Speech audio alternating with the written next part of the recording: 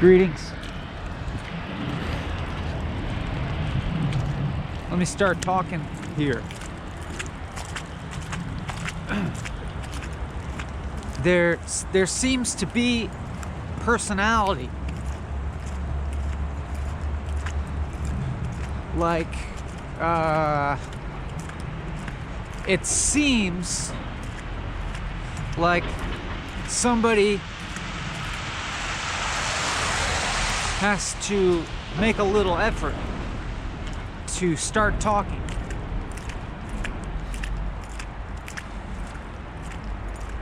But it only seems that way.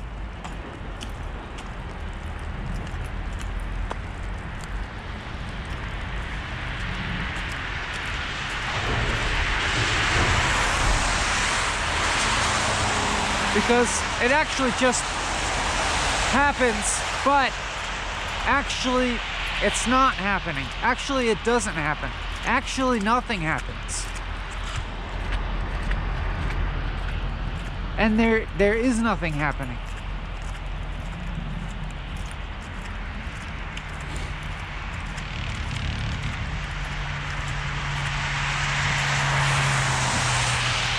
And I'll debate you on that if you want. I challenge you to show me something that's happening, or even anything that's being, existing. Go ahead, show me a thing.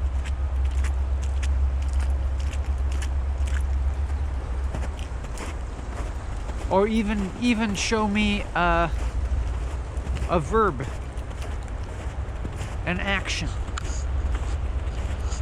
I'll wait, as they say.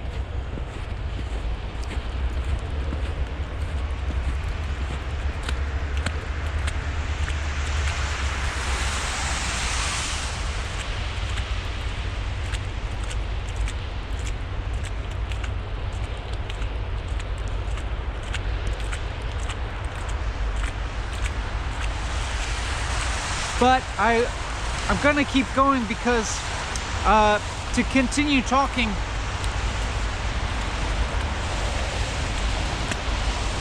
it kind of like requires continual proof.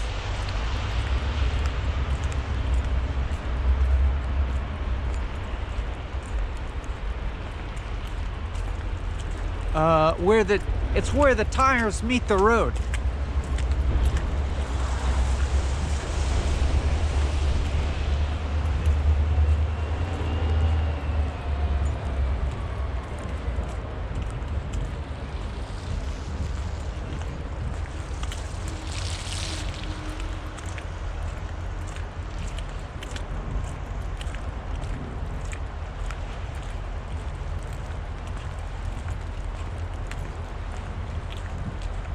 But as I say that, you know, then I stop talking. But it's okay, because that is okay,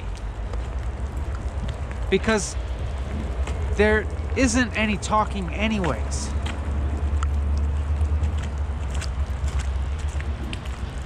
I mean, come on. Where's the talking? Just, you know, show it to me. Can you grab onto it?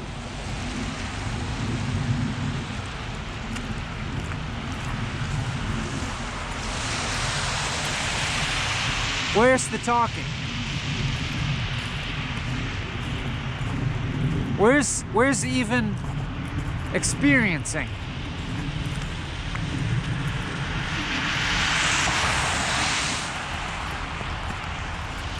It's nowhere.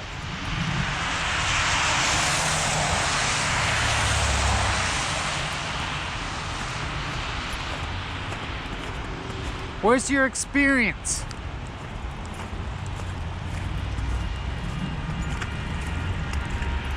Can you nail it down? Can you bracket it off into a discrete object? Of course not. But what's more is that it has, it's just completely absence of any kind of substance. And by substance, I not only mean material, like there's no material. I think that's fairly obvious. But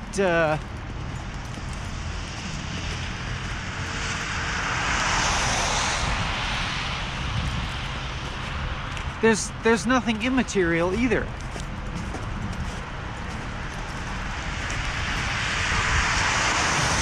There's just no experience here.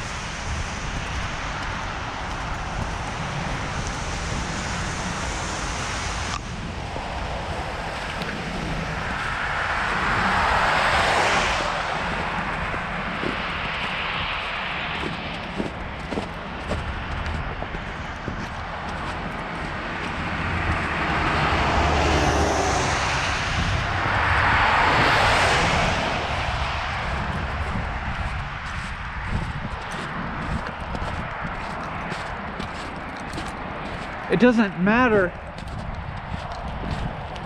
whether I talk or not, because there's, you know, there's not actual difference.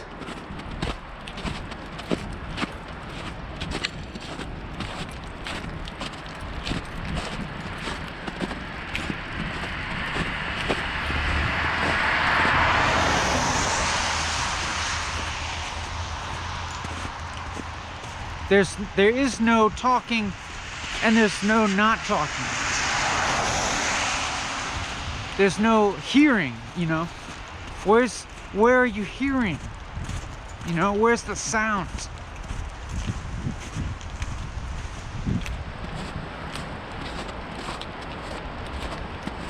There's no understanding. There's not.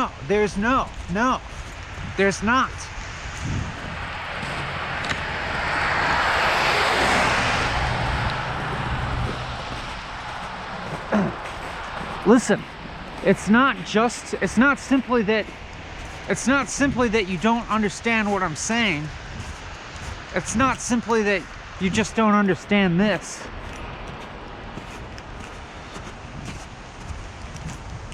It's just that there's no such thing as understanding.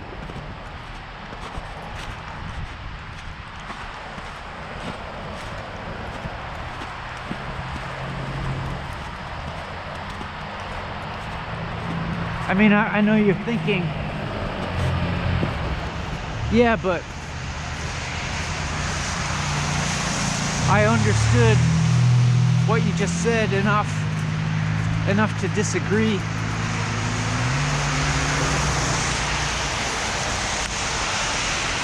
But look again, you know, look closer.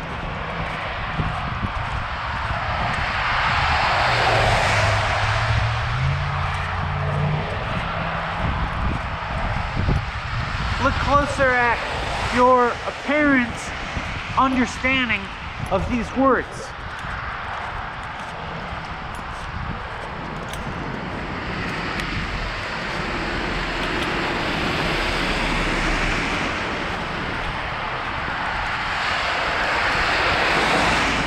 What is it? Where is it? What is it?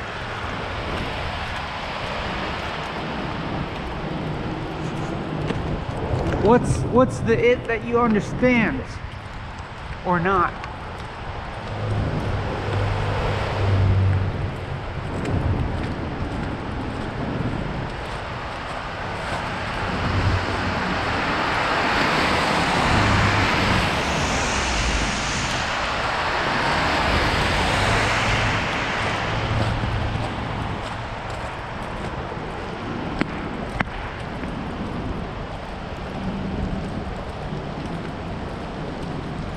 And it's not like, it's not gibberish. I'm not spouting off gibberish, nor gobbledygook.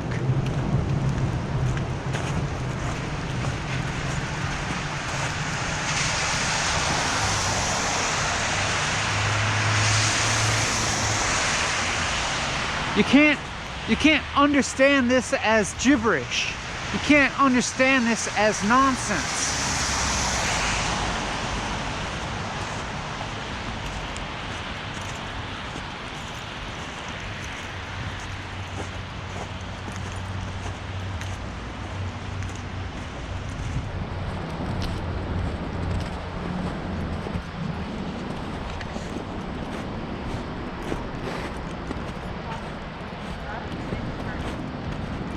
I seem to be making, you know, a rudimentary syntactical sense with what I'm saying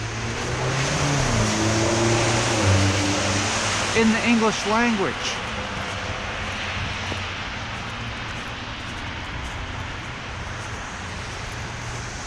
I seem to be. You seem to be understanding.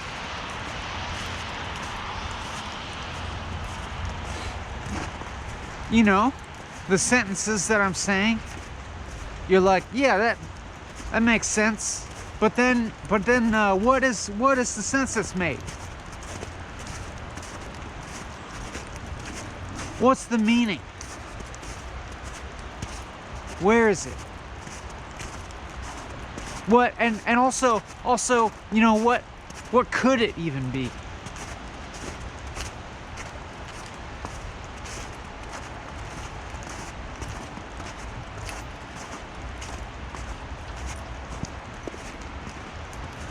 Like if you feel like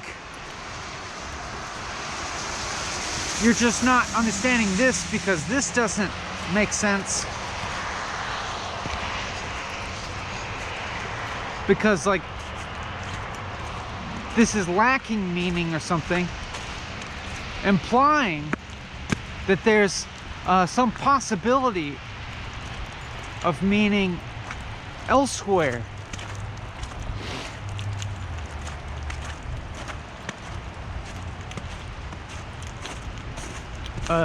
Let's, you know, where's that? What is that? You know, what is this possible meaning that's somewhere else that could exist? Like, what's the way that this could make sense?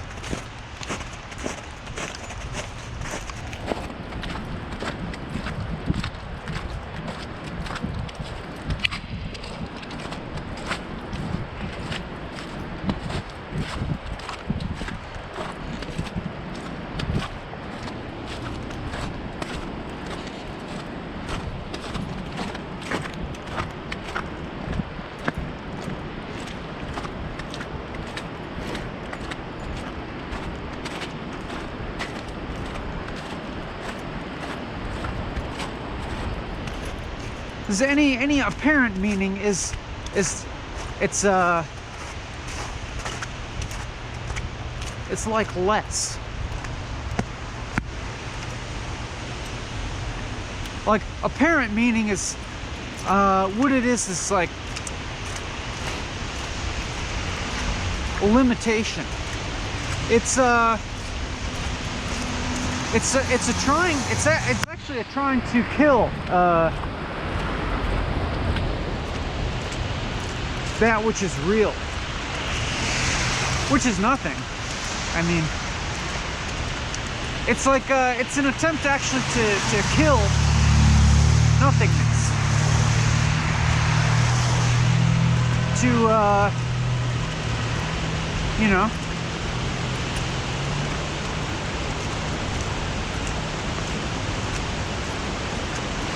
like turn it into a mummy of sorts, or a specimen, a preserved specimen. But it's also okay, you know. It's all right if you want to like go ahead and attempt to make meaning.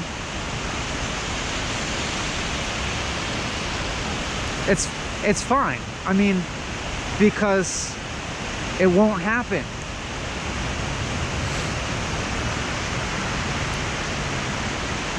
Like you just can't.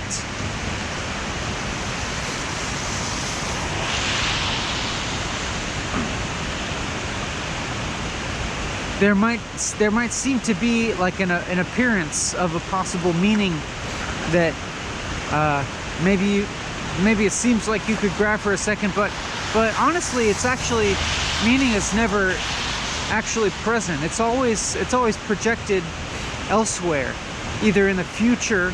I mean, usually, you know, the meaning will come in the future, or in the past, like things used to make sense, or something else would make sense.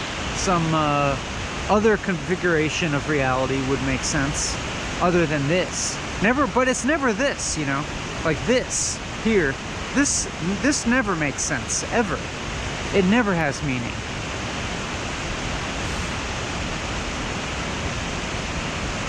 There just simply isn't.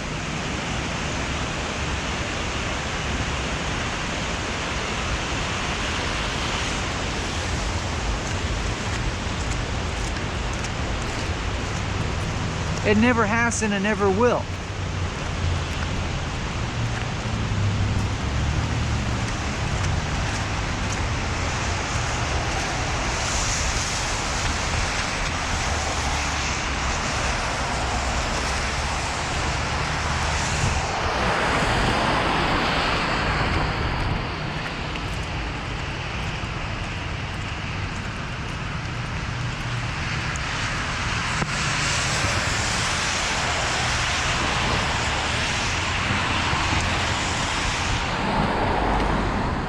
And even everything that I say is already like severely compromised.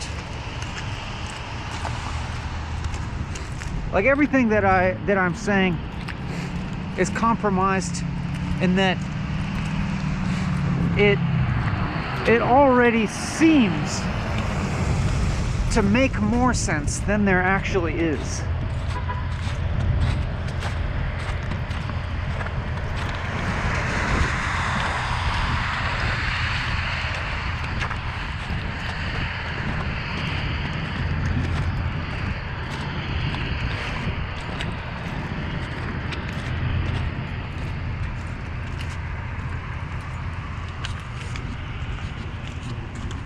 Even words like saying like has, like never has or never will, is a problem.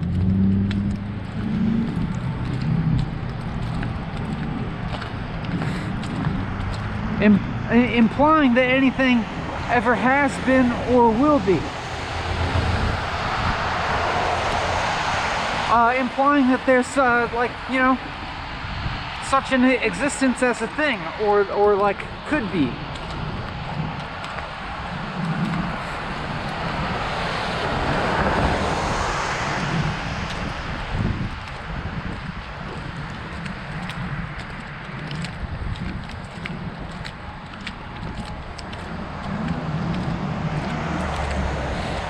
You know, it seems like this is kind of like the least problematic of these words. What do you think that? What do you think that is? That pole, like somebody's weapon that they dumped there. Instrument of violence.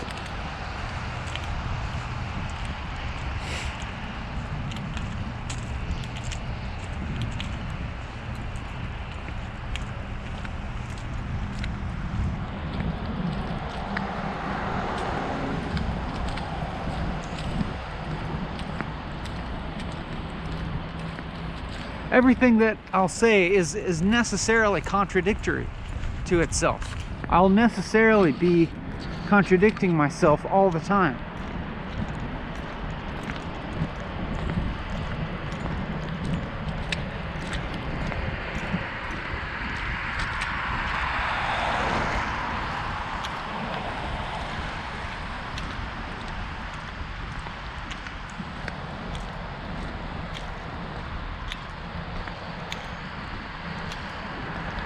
Because that is actually the nature of things. Like there's only really paradox. If, you know, and even to say that is kind of a compromise.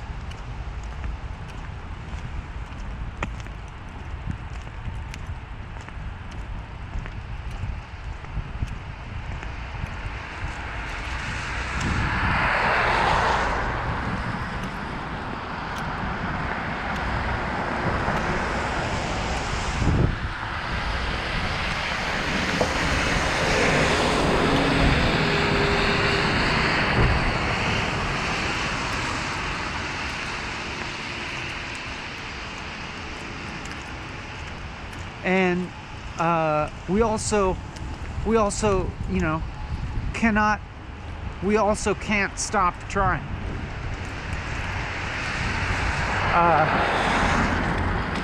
To make sense of things, to make sense of the world. We can't stop. Not because there's any kind of moral imperative or any kind of imperative upon the apparent possibility of making sense, but just that it's not possible to stop. It's not possible to stop the feeling of incompleteness of things, of irresolution.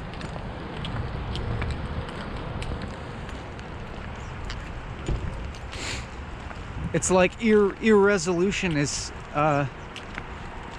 you know, is like a fundamental quality of reality. They're just like something such. There is no such thing as resolution, actually.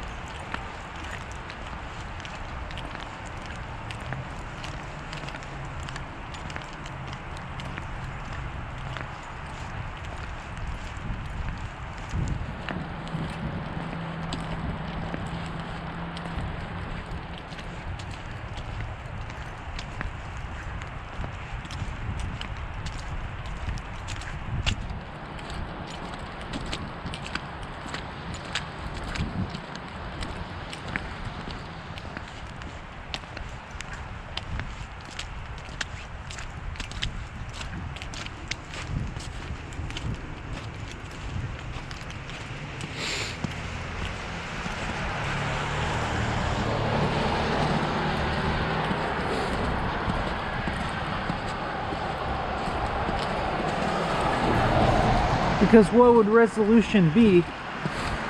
It'd be like a cessation.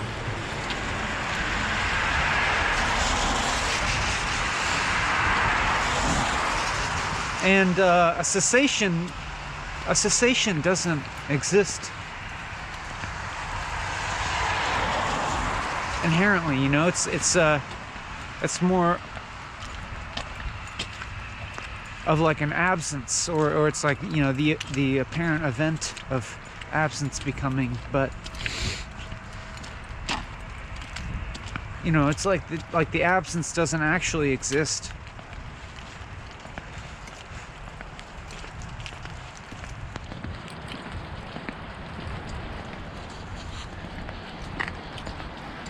But the presence doesn't exist. You know, the something existing apart from absence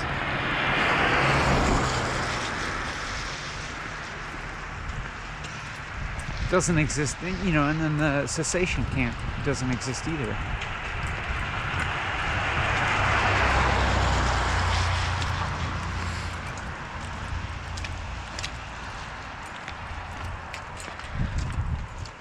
And I know, you know, this might seem very abstract.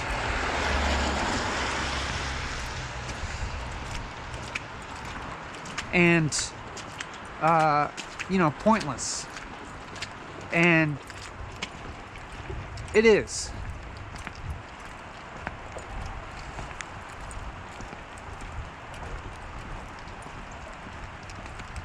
It is completely pointless.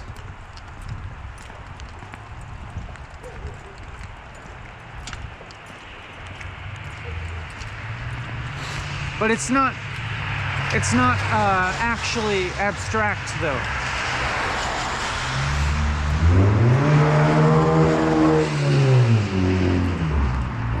Because there just isn't a hard reality. Like there's no what's the opposite of abstract, you know?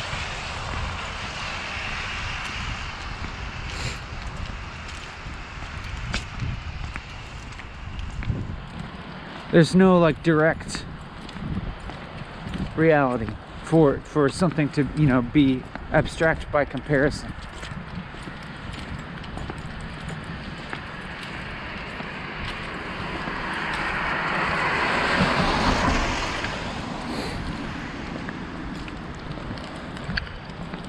It's all words, and yet it's not even that.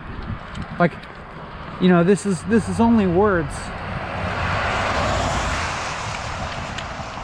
and so it's inconsequential for sure. Like there's not a message.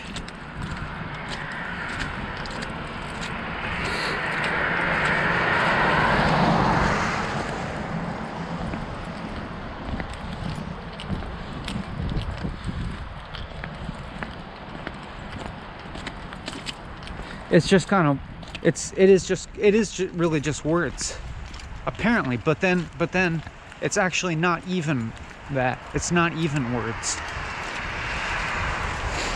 It's less than that. Like this is less than words.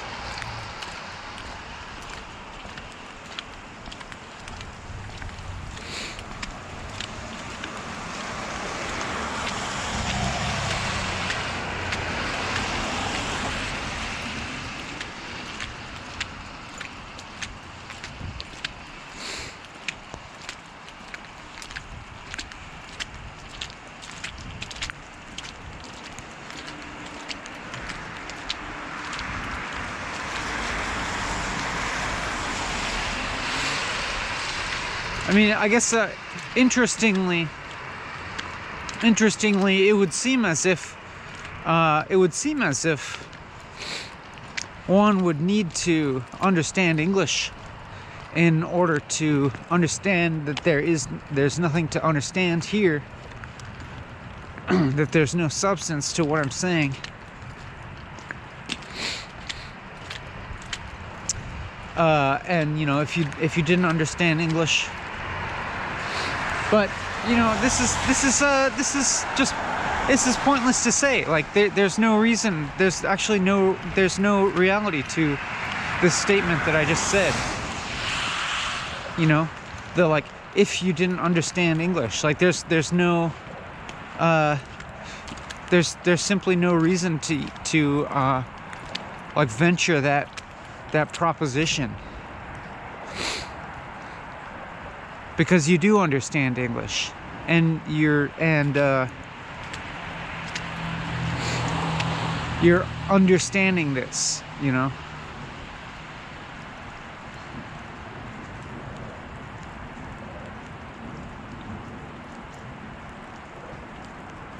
There's not an other situation.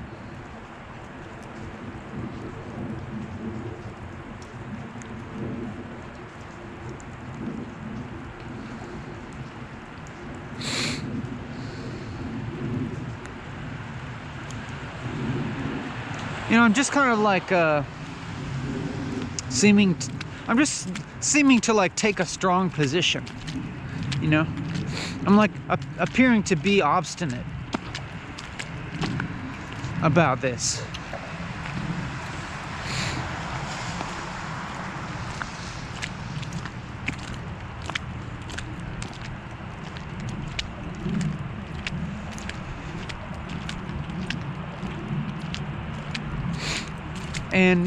And that's like, I can do that, but it's also pointless.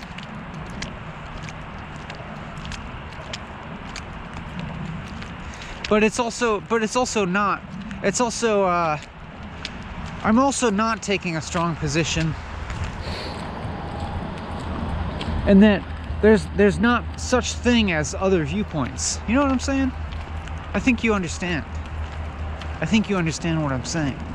There's not other viewpoints.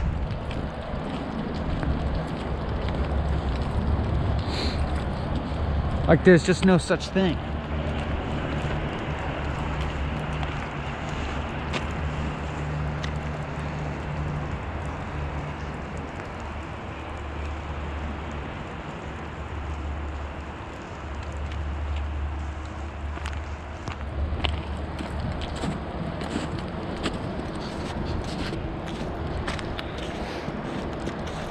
There's not an other reality. Because, you know, quite frankly, there's not even a this reality.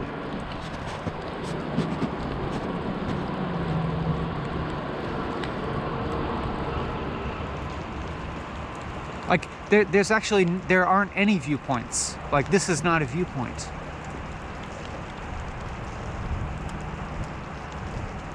There's no such thing as a viewpoint. There's no such thing as a perspective. There are no perspectives, you know?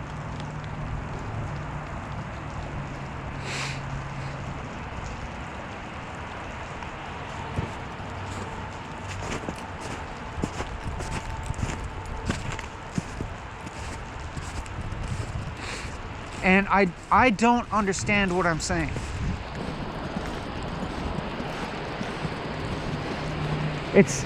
There's no.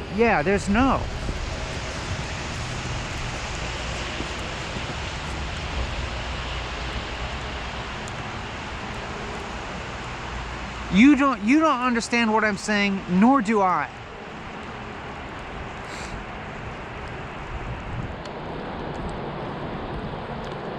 Because there's no such thing as understanding, and there's not even a saying. There's nothing being said.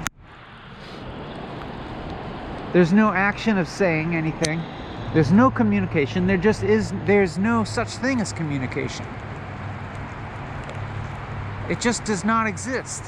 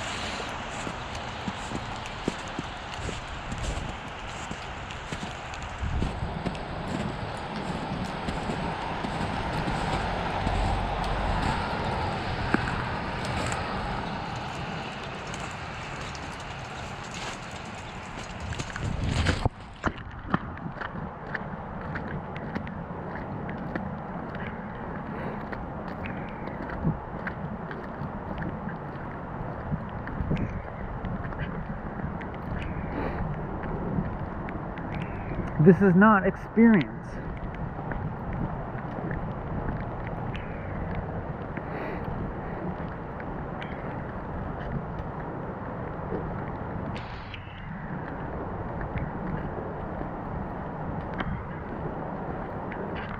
No, I feel like saying there's no anything, but there's also no nothing. There's neither.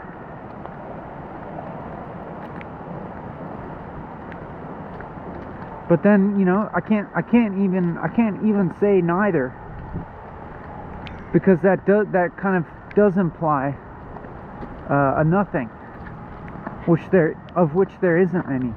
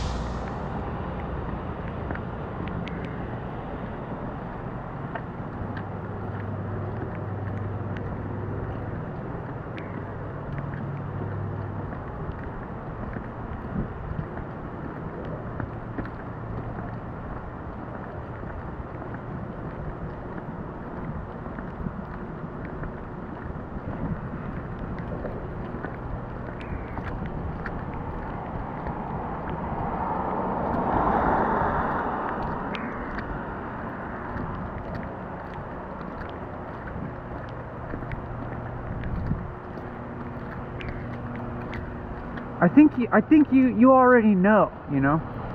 You already know. But also you don't know. Like no one knows.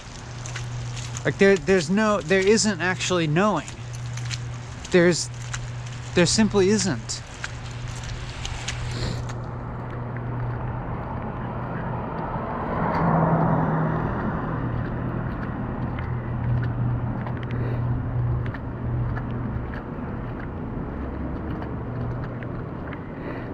But it's like, I say you know, I say you already know what I'm saying.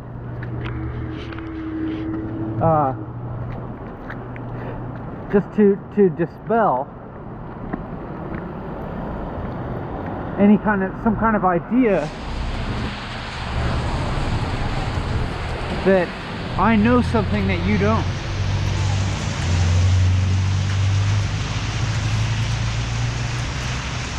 Some idea that you could get something or that you could learn something,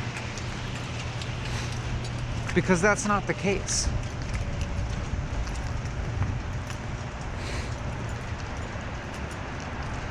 I don't know anything.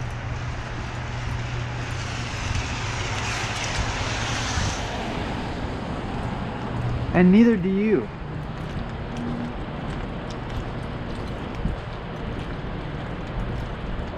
And to the extent which it to the extent which you seem to know something, it's just like a limitation.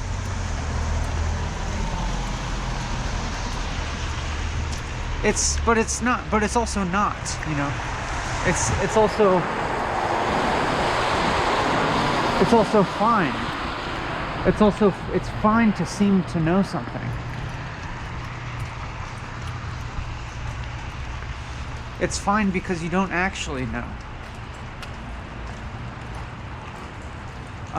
Because nothing is harmed. Ever, actually.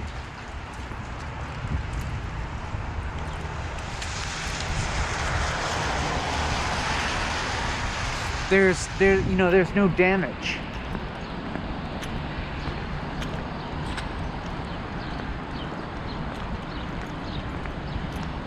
You can't get things wrong, because there just is nothing to be gotten at all.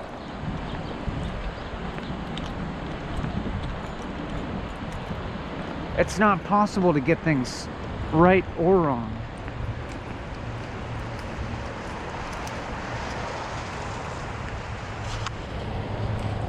It's not really possible to understand versus misunderstand, because there's just neither.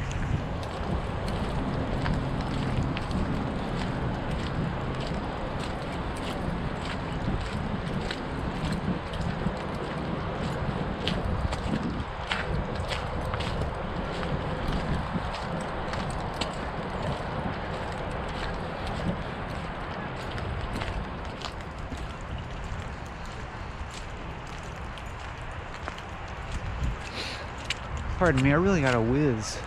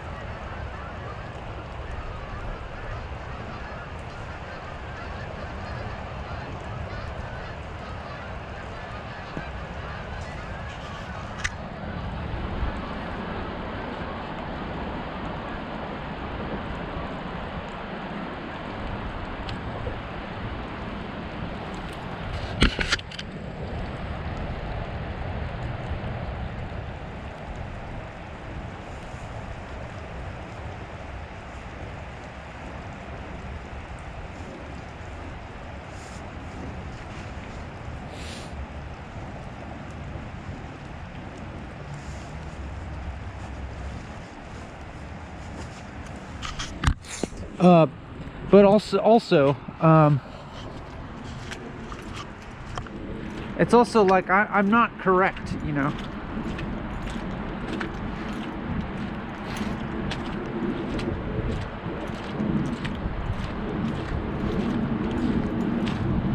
I'm not correct about any of this.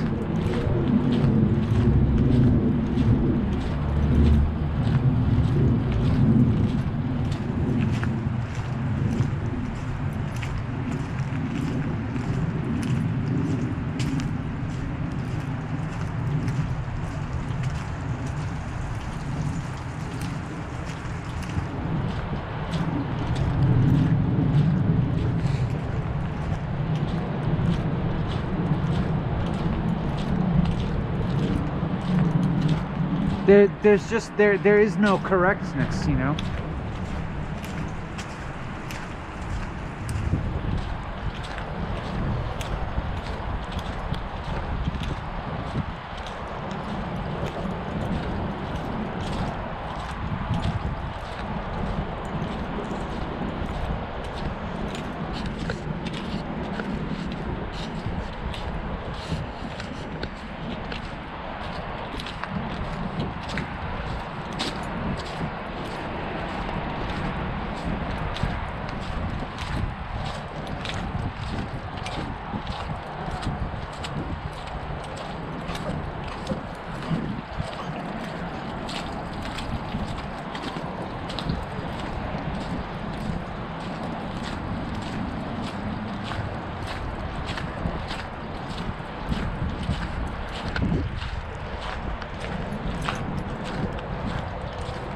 It's not like I'm farther along than you or anything like that.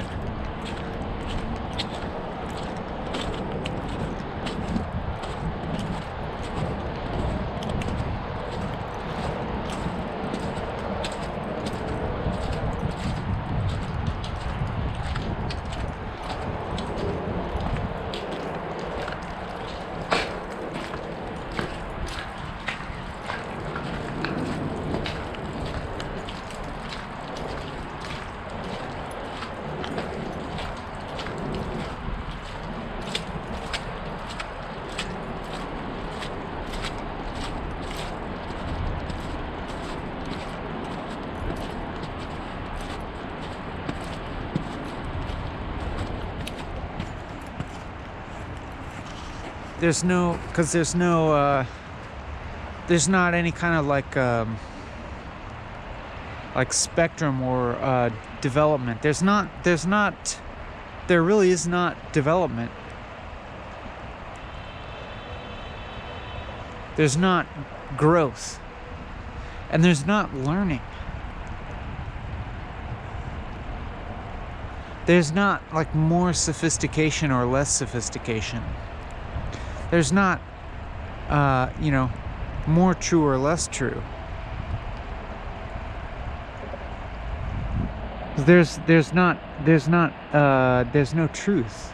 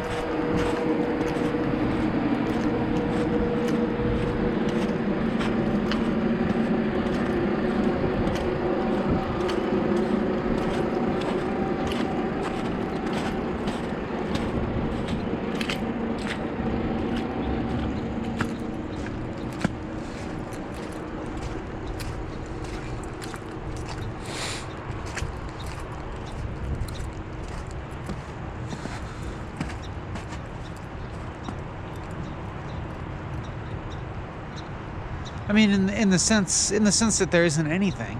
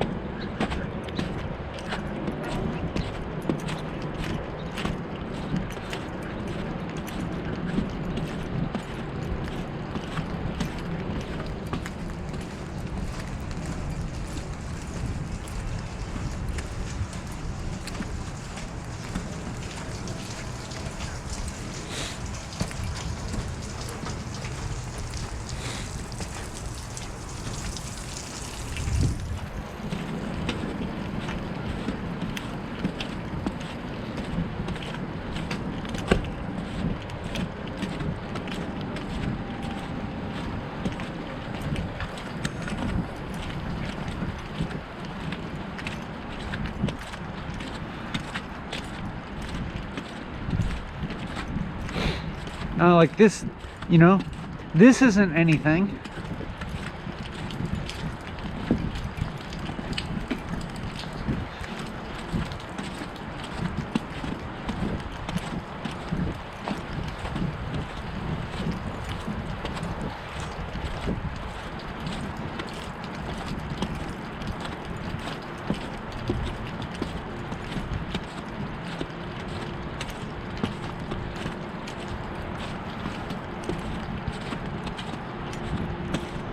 And it could never be anything, you know?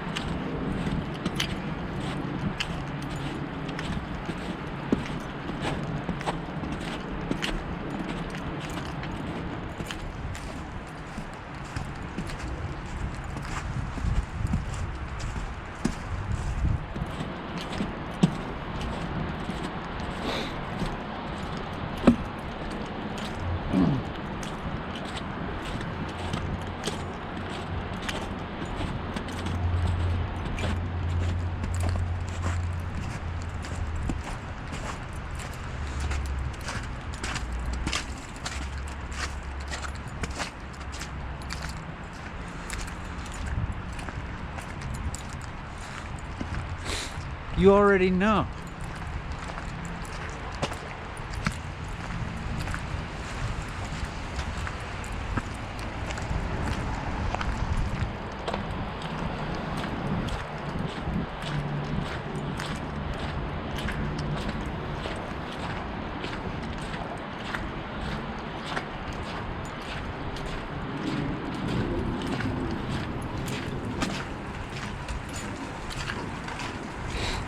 Like at most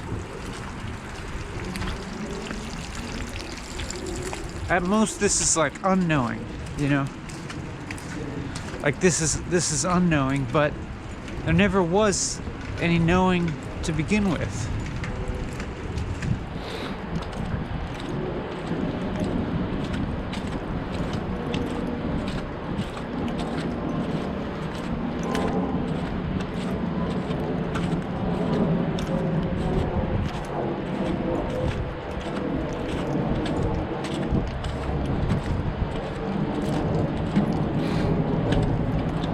There's not, you know, there's no movement.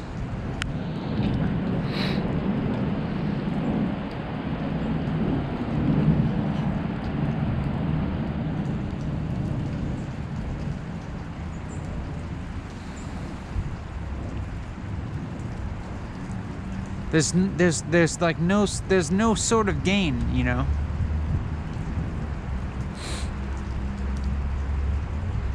And there's no sort of gain, and there's no, you know, there's no cessation of the idea of gain. There's no stopping the seeking.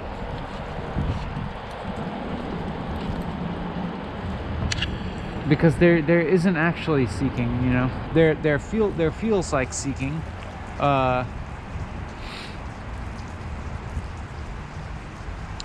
It feels like you're looking for something, but that is just kind of like the incompleteness, you know, that's inherent. That is actually the nothing.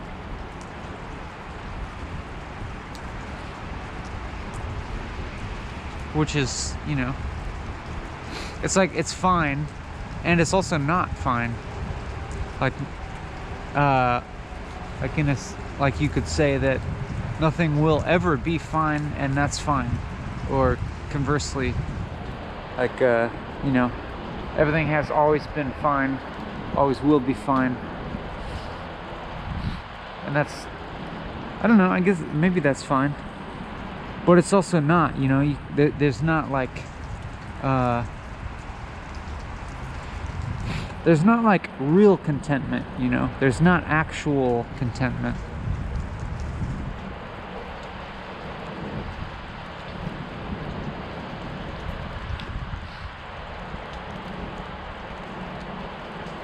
Maybe, I don't know, maybe contentment, like, could be said to, wait. No, I mean, I was gonna say, like, maybe contentment could be said to exist to the same degree that seeking and discontentment exists, like they exist in a balance or something. But I think that would be a little misleading to say that either of those exist.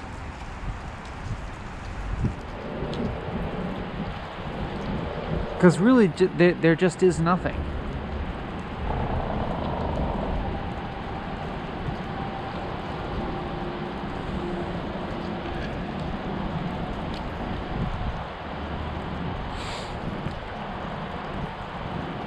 That's kind of like, you know, like we can say that nothing is the substrate of reality, if you want, you know. If you need to try and, like, you know, say that there is a reality, you can kind of make a picture in your mind of you know, there being a reality of which nothing, or nothingness, if you you know, if you must add a ness on the end of that nothing, is the substrate of it. But and then, you know, like, you know, nothing getting shaped into apparent form. You know, if you must use that kind of crutch,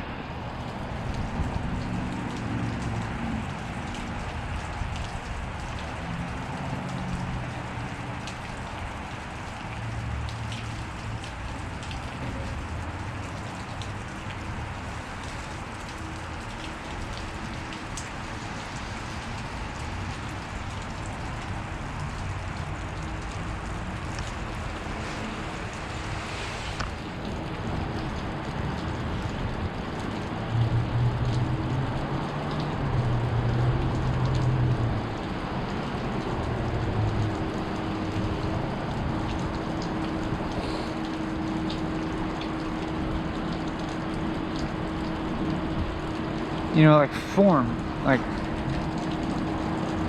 but there really isn't form.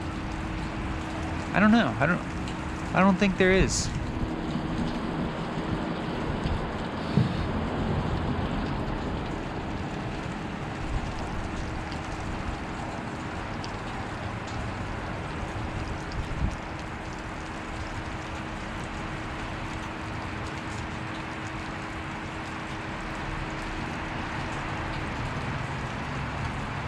Is there a seeming? I don't know. Like, you know, and it's actually like everything that I can't even talk about.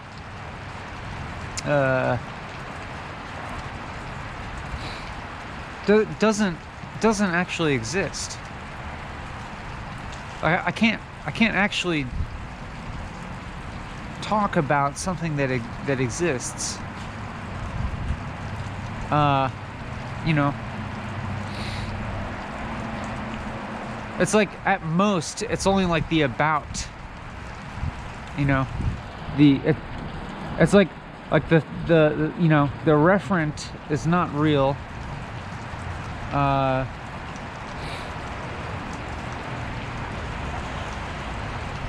Like like there's no, like the signified is not real, neither is the signifier, you know.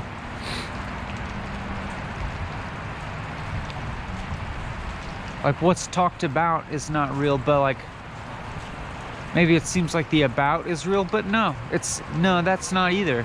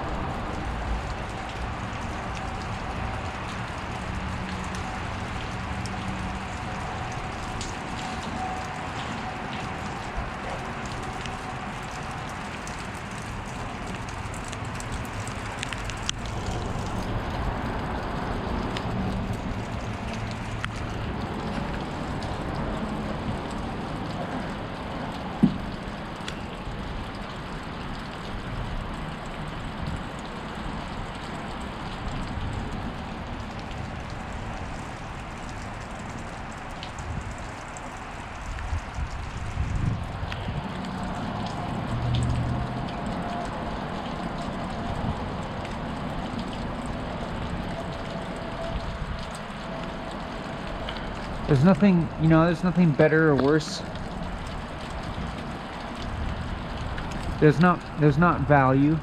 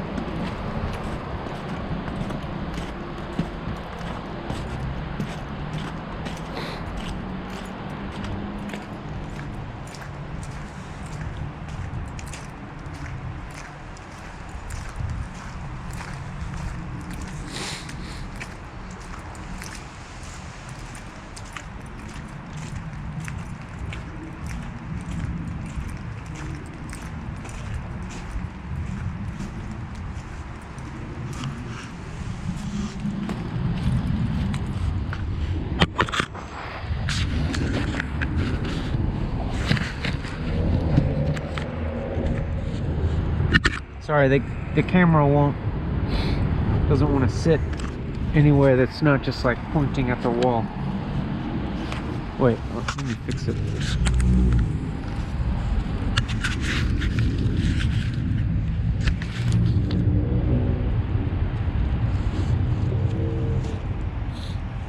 No, I mean, I know I don't need to apologize.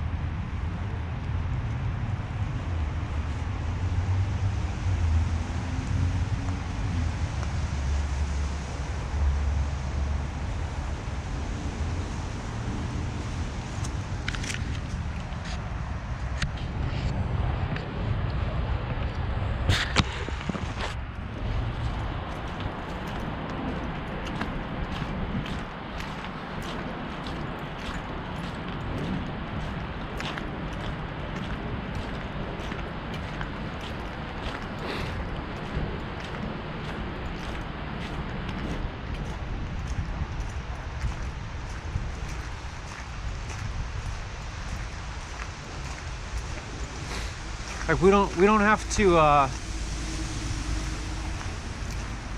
to rage against art, you know. We don't have to we don't have to protest art, you know, because there isn't any. There just is not art, you know. There is not such a thing.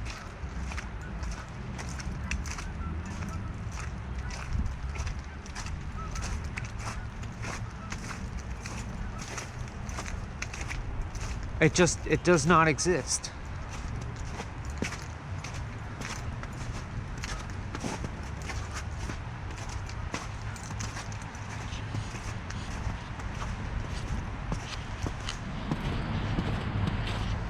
There isn't spirituality either.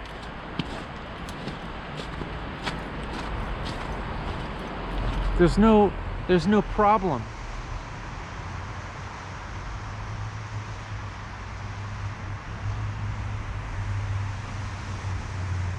There isn't a problem.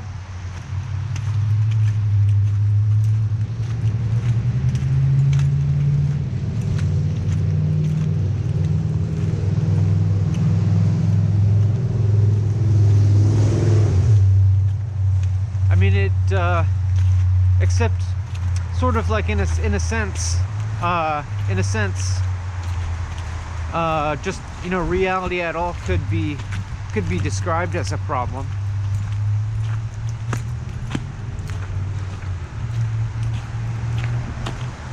Like in a sense, like there's only problem. But then like at the same time, like it's not really a problem that there's a problem.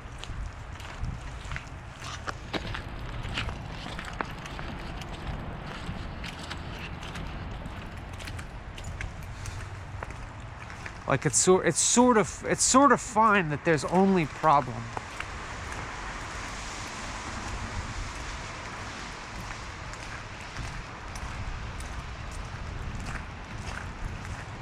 It's like if, you know,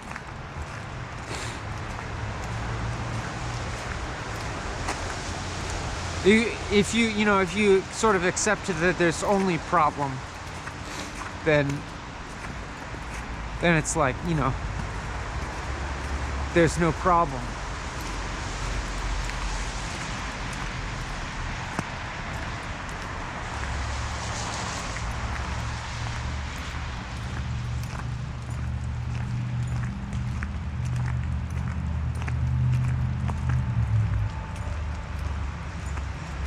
But there's no actual acceptance either.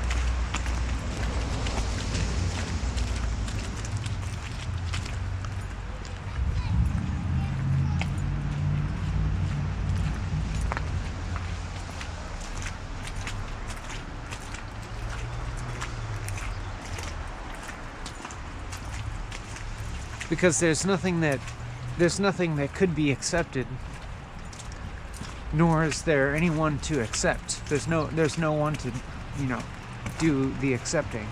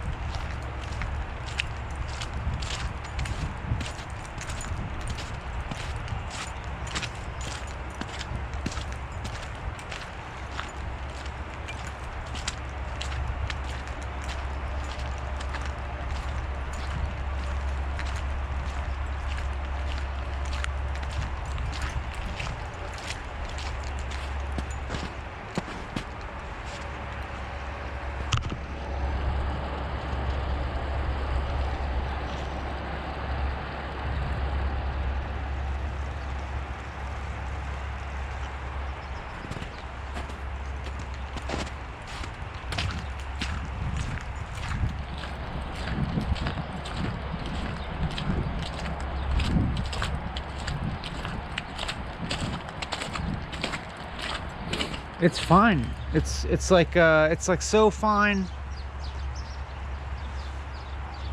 that you know, things are so fine. It's just hard to accept that that's the case.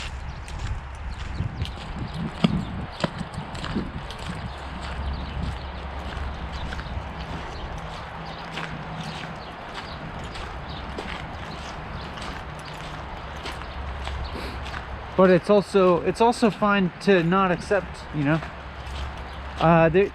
There isn't actually acceptance or non-acceptance.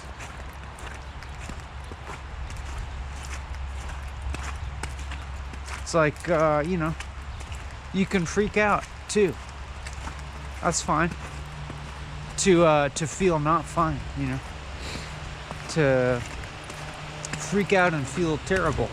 That's fine.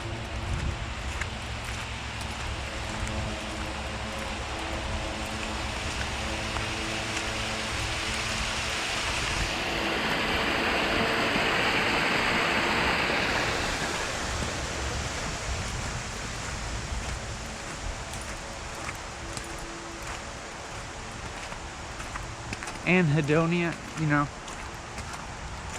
that's fine.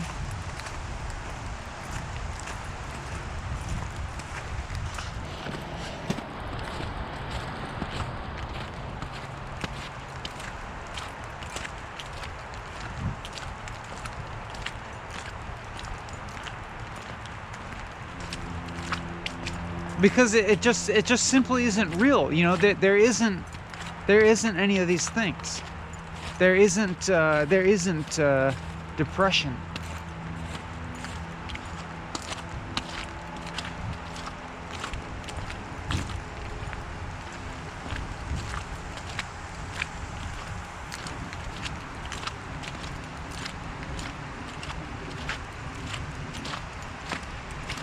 Or happiness, you know.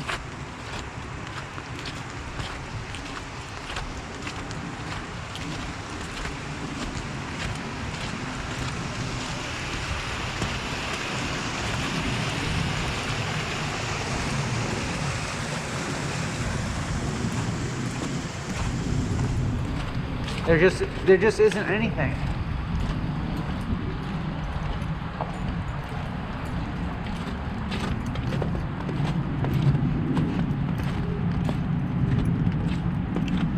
There isn't a problem.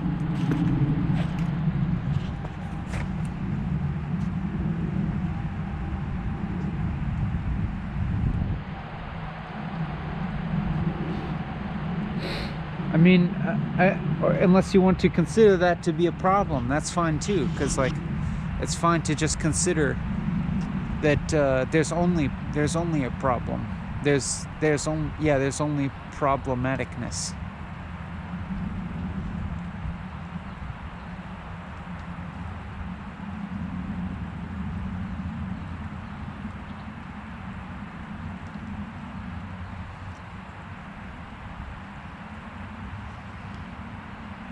There's not, it's like, you know, there's not any kind of value judgment like for this video, for instance. Like, you know, let's just like have a little fun and like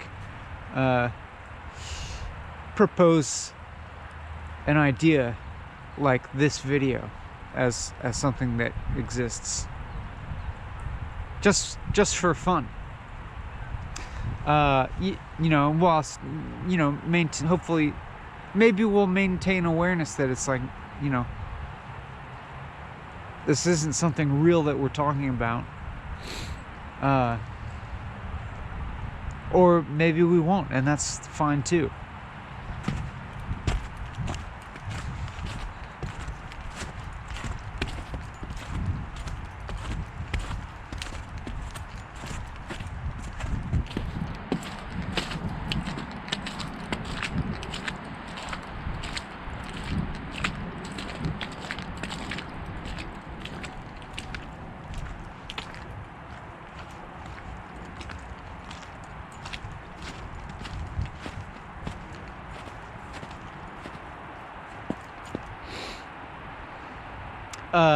there's no value judgment, you know, for this video. I mean, just like how could there be? Like, how could this be? How could there even be like a better or a worse? You know? There just so obviously isn't.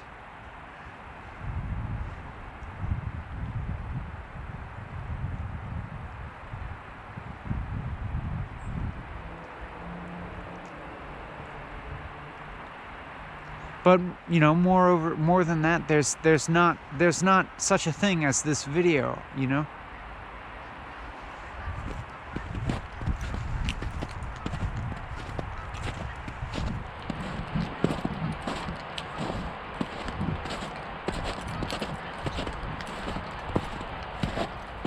Be sure to like and subscribe, by the way.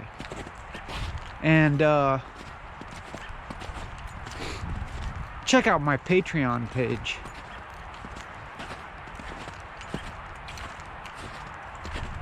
Maybe, you know, why don't you become a supporter? You'll love it.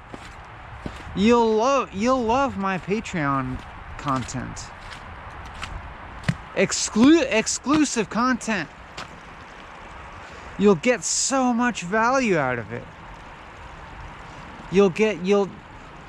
You'll expand so much. It'll help you so much.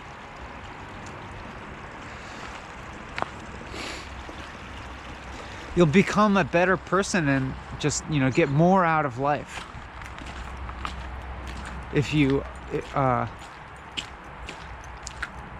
become one of my Patreon supporters and unlock the exclusive content.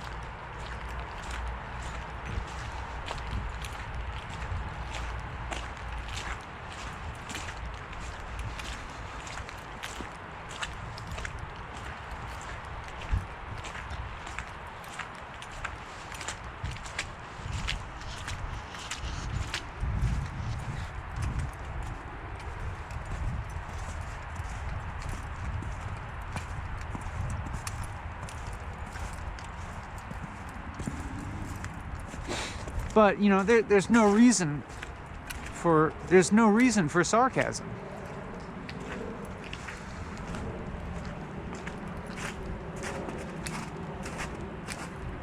Because there's not anything bad. Well, you know, well, sure, like there is, but no. Well, yeah, no, yeah, no, I don't know. I don't know.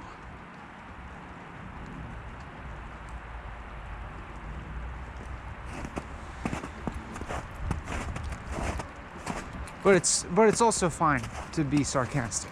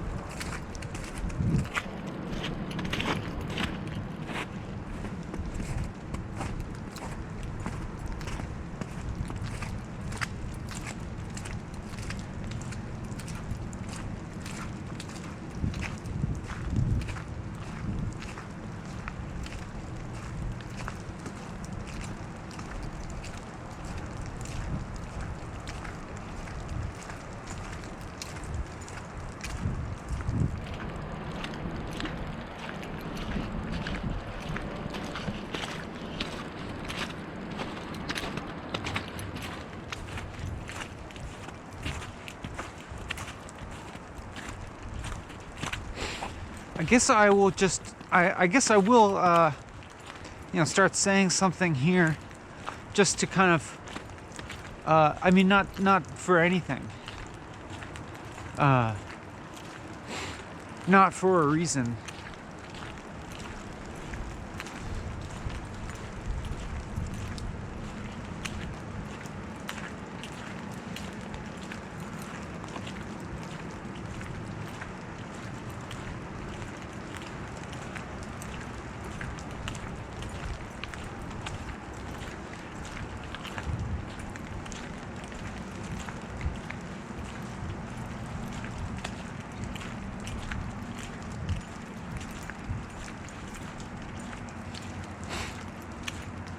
So I'll say something again.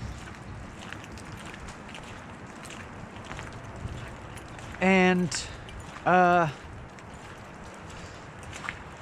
yeah, just don't feel like I can make any concessions. But, I mean, it'd be fine if I did. And, you know, we could, but there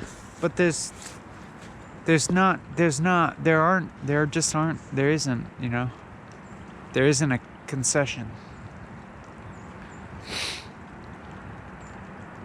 There aren't any concessions.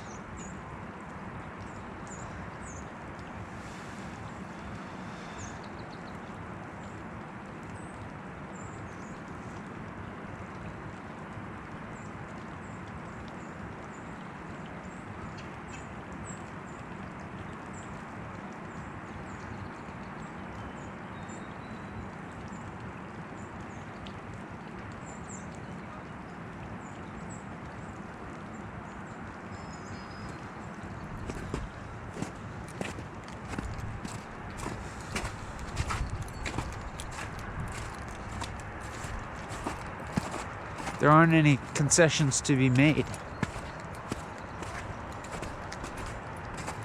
I don't think.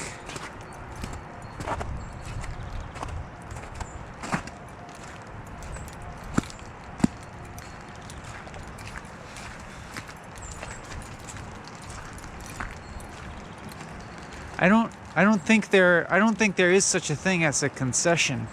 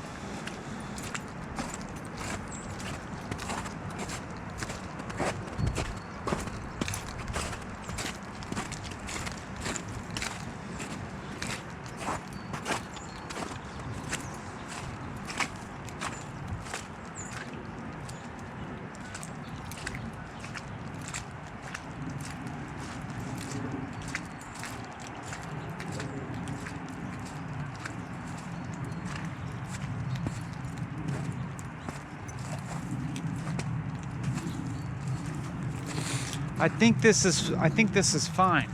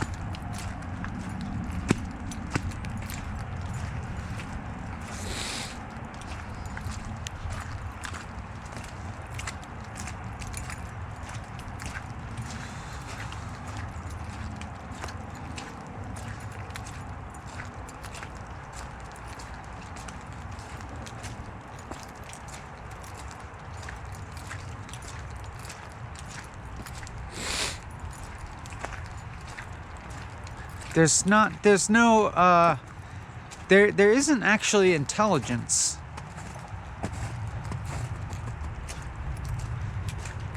Of any kind.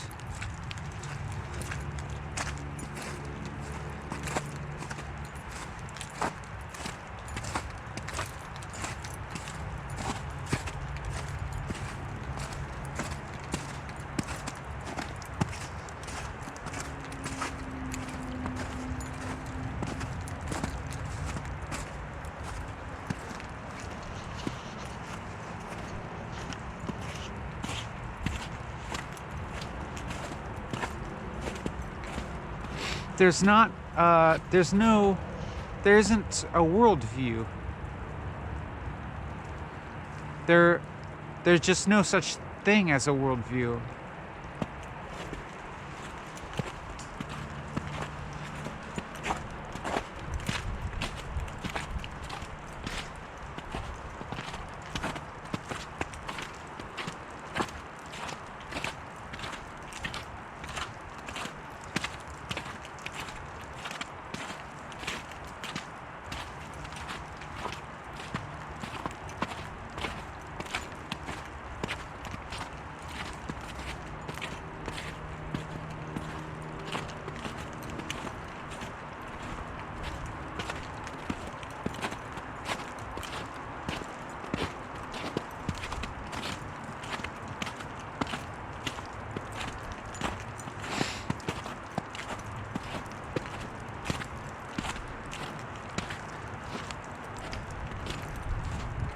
Hold on, I'm gonna whiz again.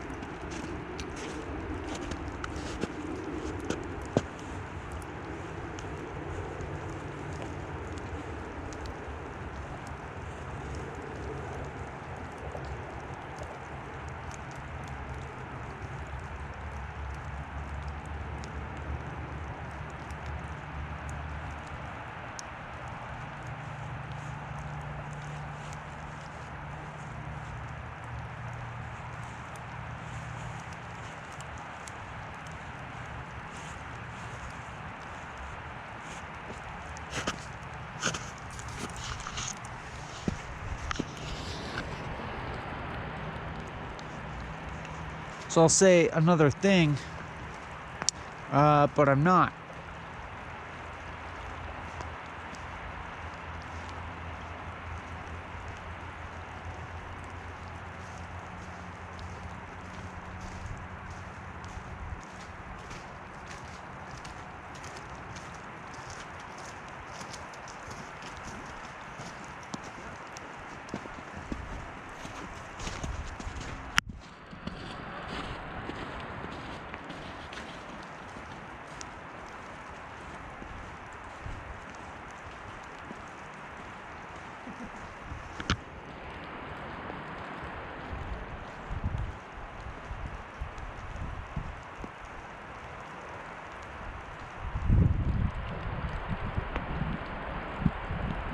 there's not anything to say, but it's okay because there's not anything said either.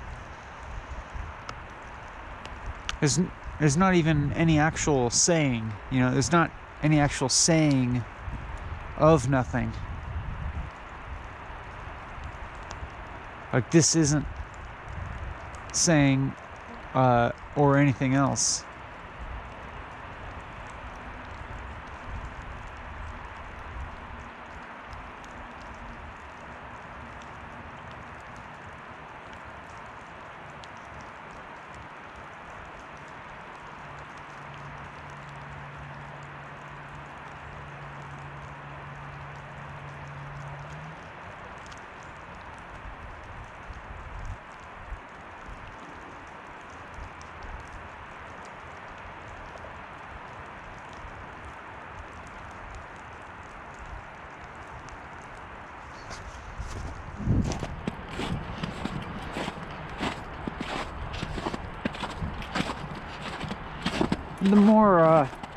The more that I say, the more it's like nothing is said, but that's just kind of like, that's not even true.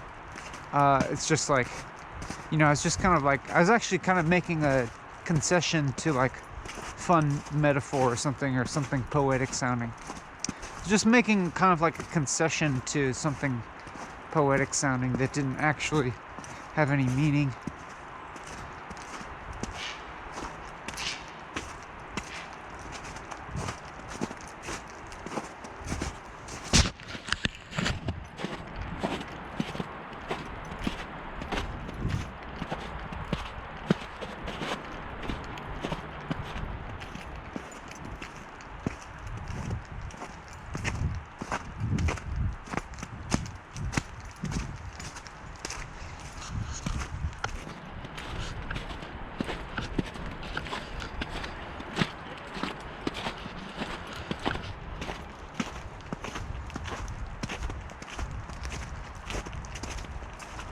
I like it.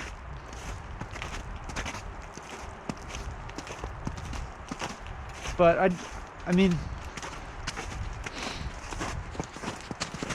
not actually.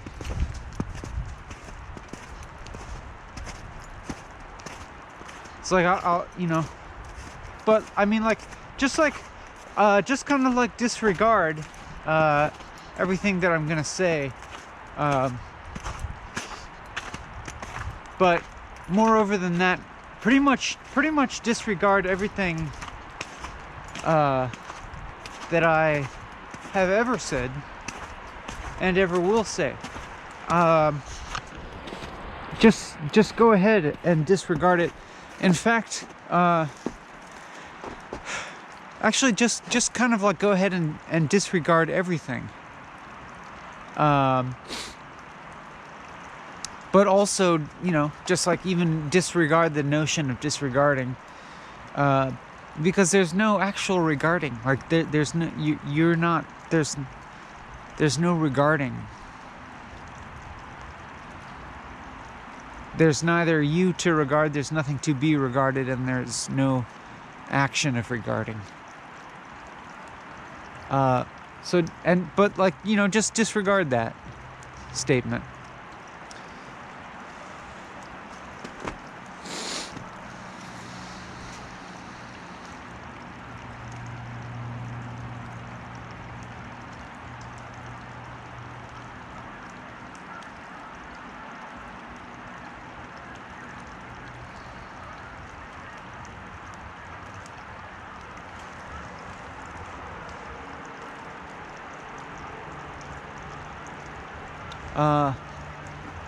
What was I gonna say?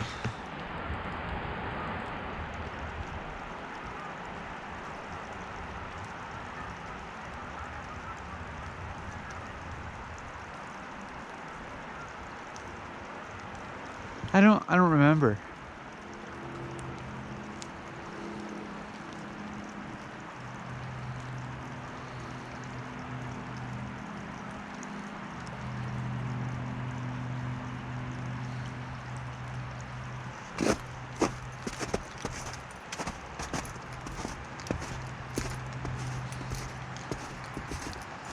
Oh yeah, like liking, you know? What is that?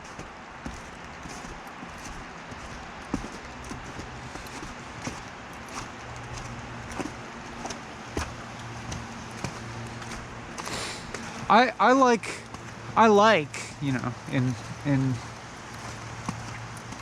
scare quotes, that that I don't have to relate to this or anything. I don't have to relate to this in terms of liking or not, of liking it or not. I don't like this experience, you know? I don't like this experience. I don't dislike it, but it's also that there just isn't this isn't like this experience. This isn't experience at all. There is no experience at all.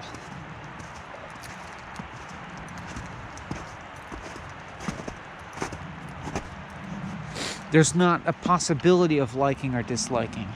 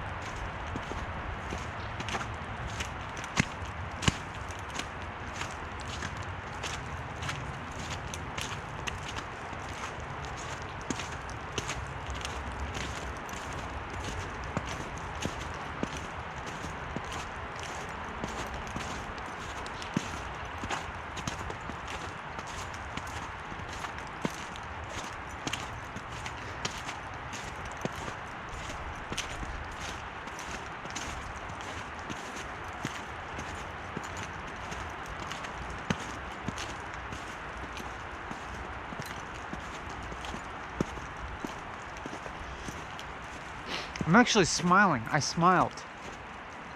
It wasn't on the camera, but I smiled.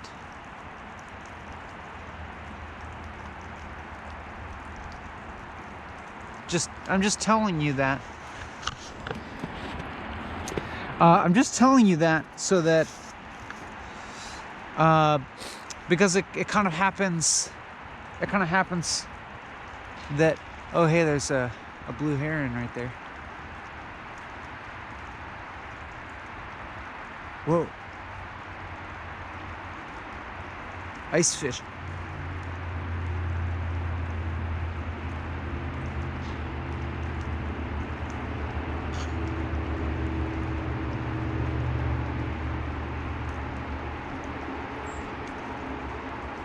It just kind of happens sometimes that I make concessions.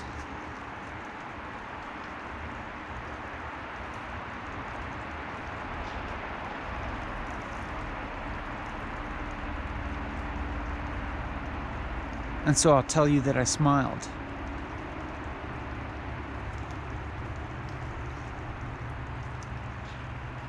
But also, like I said before, there aren't any concessions.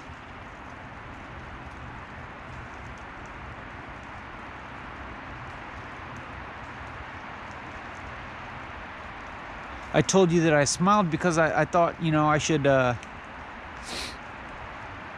alleviate your tendency to worry about me. But then after I did that, I felt kind of dirty. I felt like I'd made a little compromise towards, you know, sociability.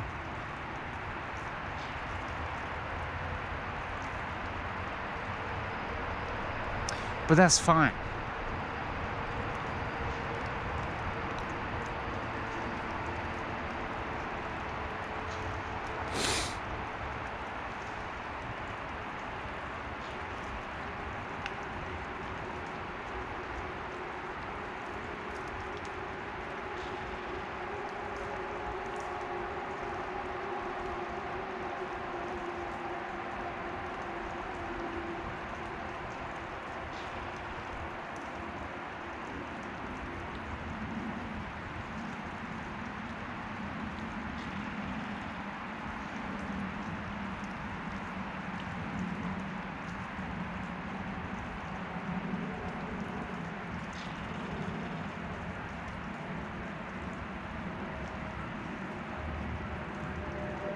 You know, towards compromise towards like there's something good.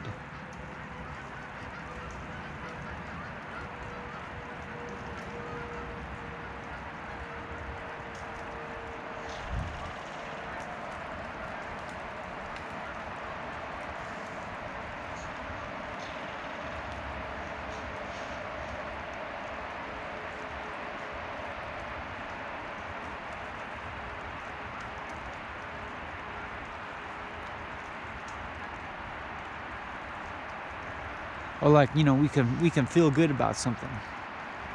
It's fine.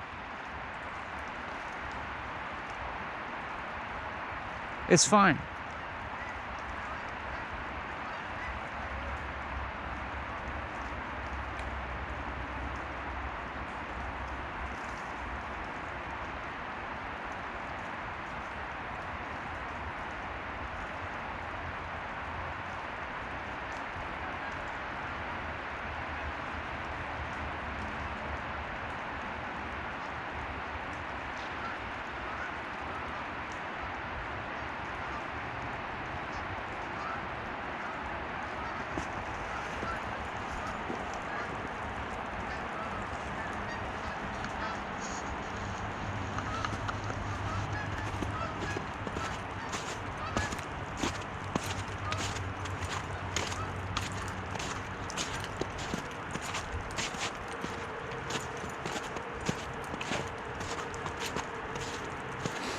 You know, like emotion is not a problem.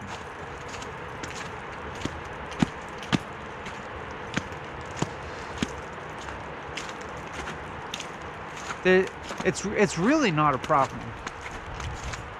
Because there just isn't emotion.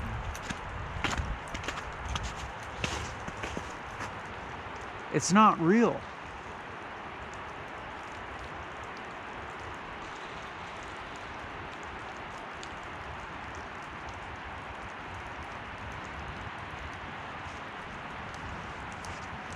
Like it doesn't even seem, you know.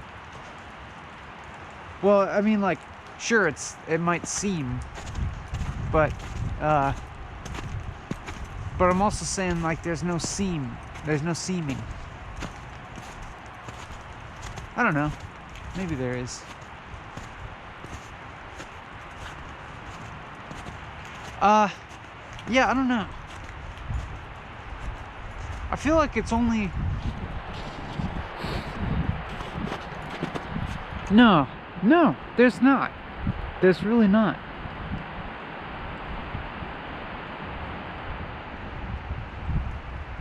there just isn't anything.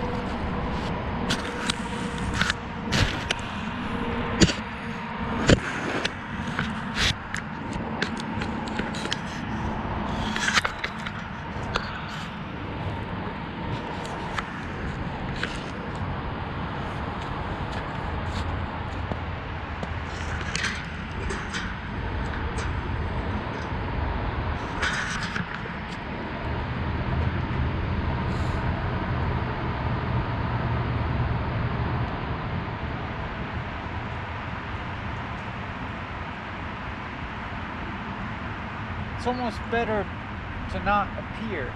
But that's not actually true.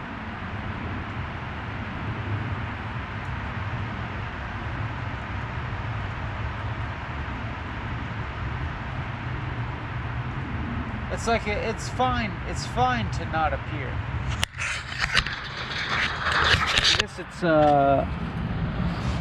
I It's fine to appear also because there's no actual appearance.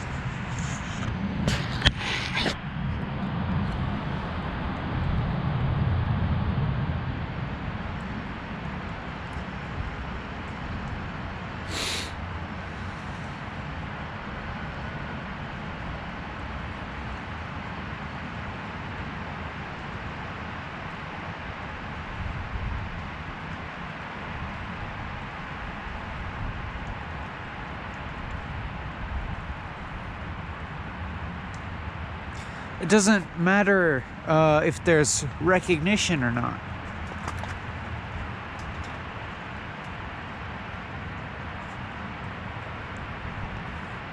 Like if there's not something or someone to be recognized or to recognize. I don't know. Maybe I don't know. Maybe there could. I don't know. I don't know why I'm talking like this. I mean, I guess of course I don't know why. There isn't a. I guess I'm.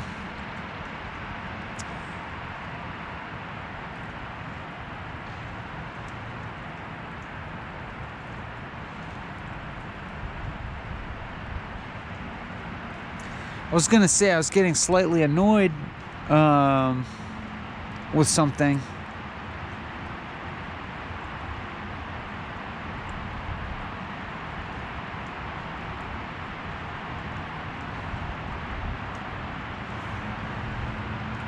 But now there's not anything.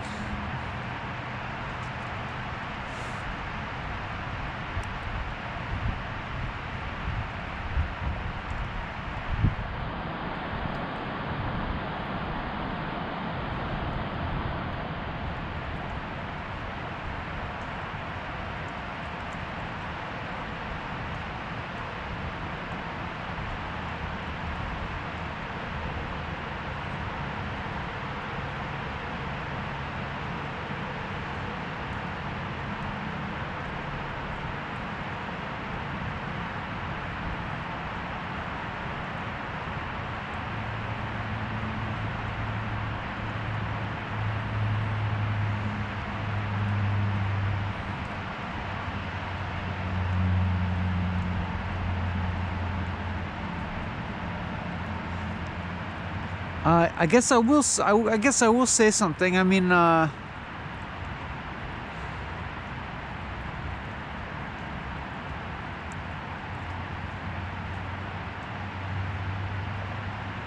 like just to say something like there's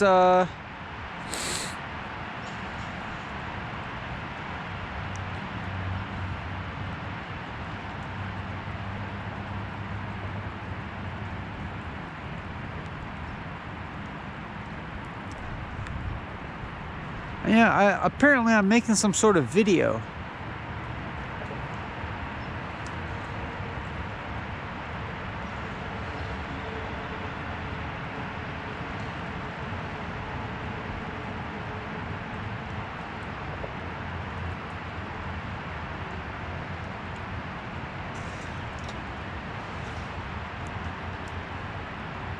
Apparently this is something that I do.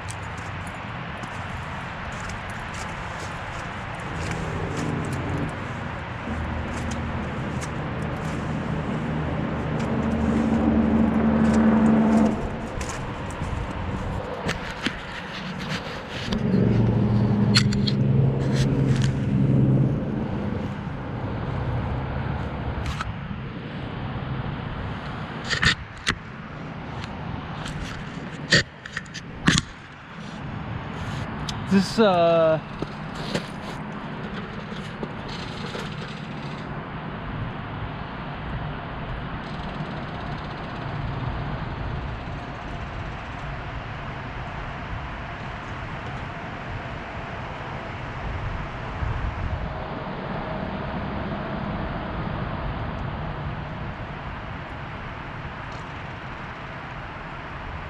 do I judge? You know, I'm starting to judge.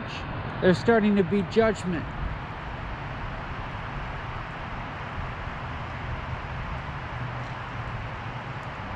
Apparently.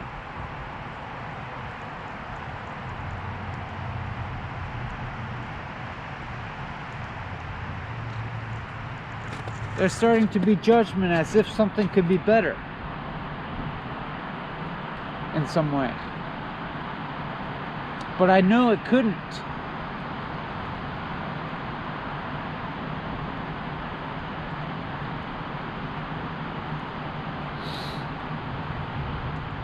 It's like that's just a mirage.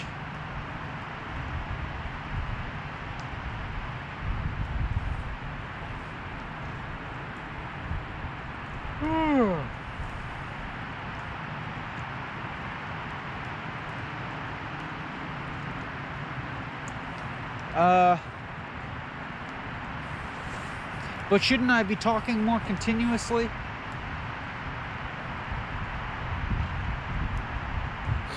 Maybe I should. I mean, there's no should, but I think maybe I, you know, maybe I will, but there's no will. Maybe I'll try, but there's, you know what I'm saying. You already know.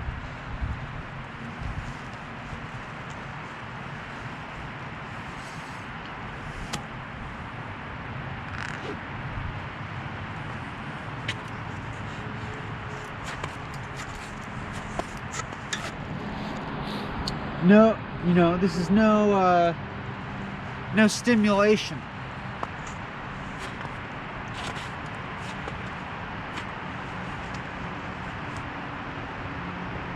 None of that.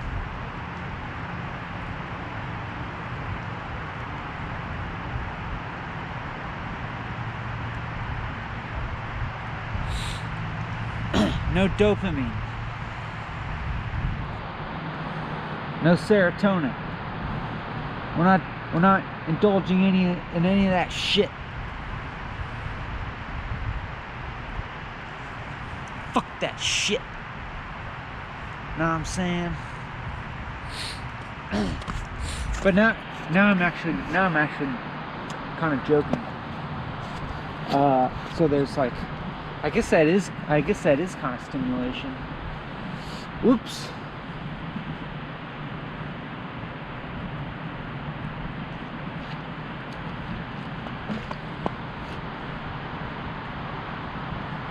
Hey, don't worry though.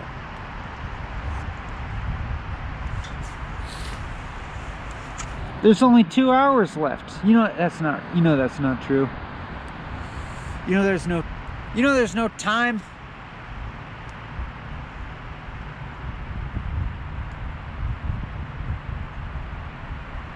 We're just pretending, you know, we're just playing around. We're just messing around.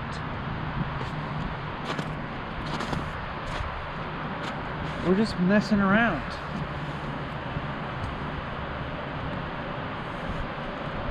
I'm just messing around with you.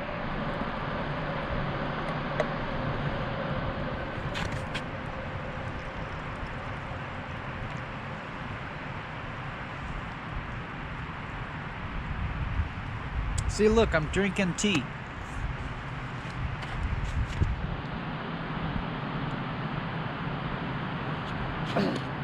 You're not allowed to worry.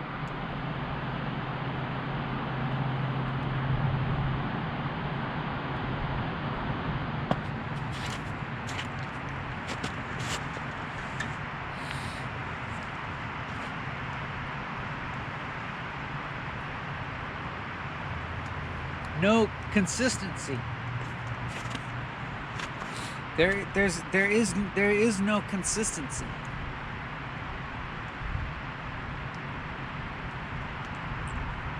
It's a lie, you know? Consistency is really just a lie.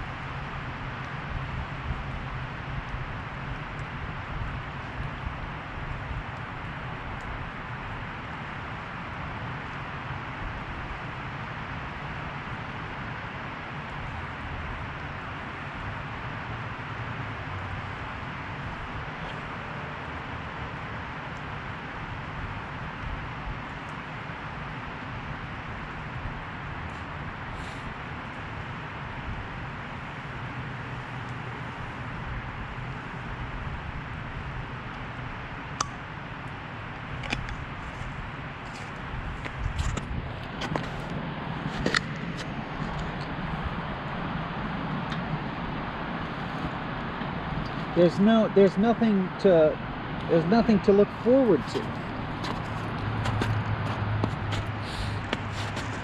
There's no hope.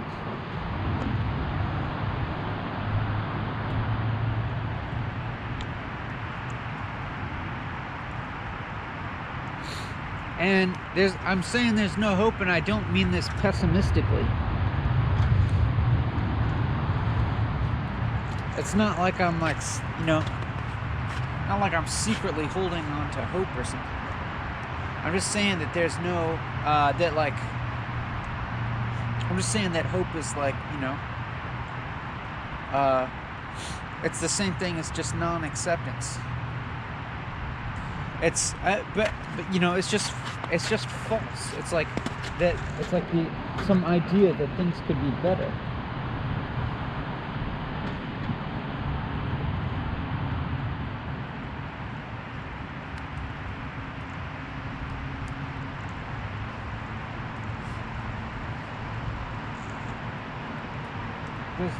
There just isn't better.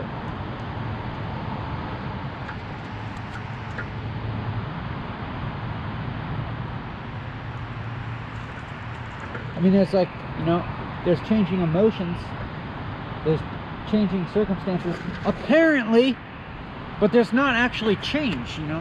I'm just saying that there's not change.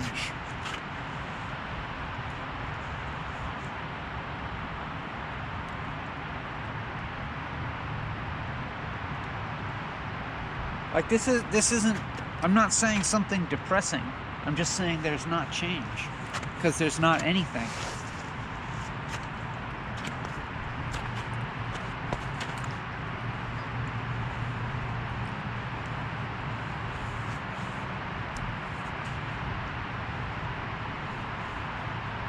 But I think just for no reason, I'm now trying, I mean, I don't know, I'm just talking for no reason.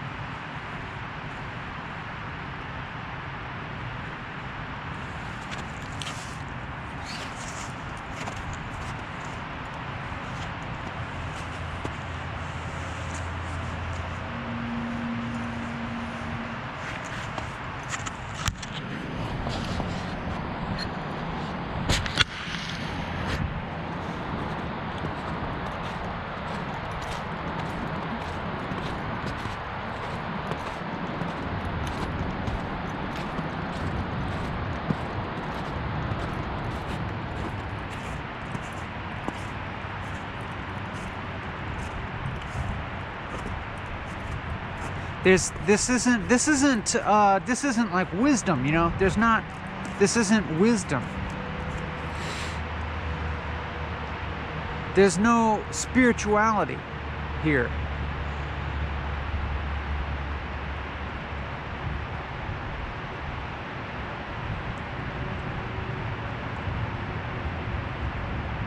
There's no like transcendent perspective.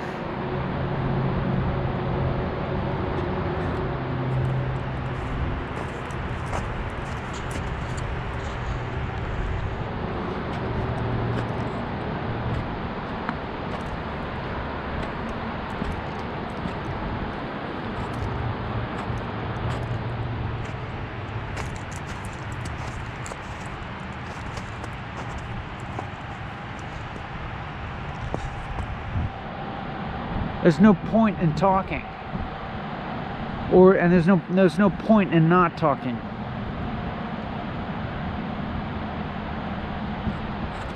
There's, you know, it's like there's nothing good to say. There's nothing to say at all.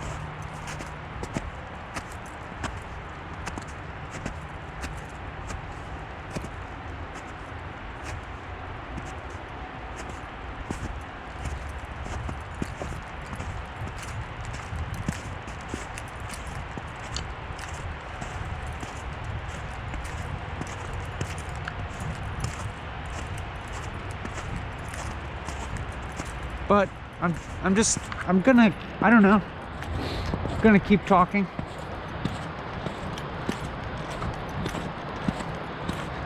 I had the thought, I'm cold.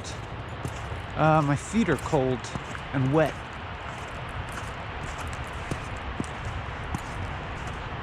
And then I was like, it's stupid to say that. I don't know. Now I feel negative emotions. Is that real? Have I just, you know, I may, you know, make myself out to be a fool and a hypocrite. That could be the case. You know, that my feet will be cold, or like you know, I'll be increasingly less able to deny that as some kind of reality, as being real in some way, you know. I don't know, maybe there's no contradiction. I'm tired though. I'm cold and tired.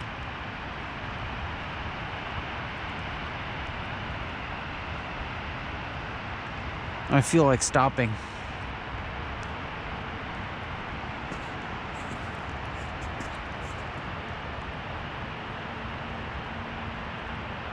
I feel like stopping and going home.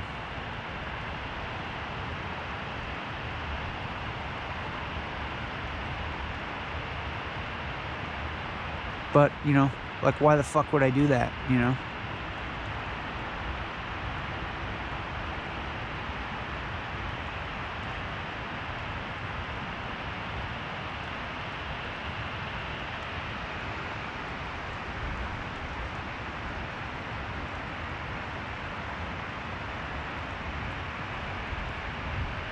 Like, why the fuck would I do what I feel like doing?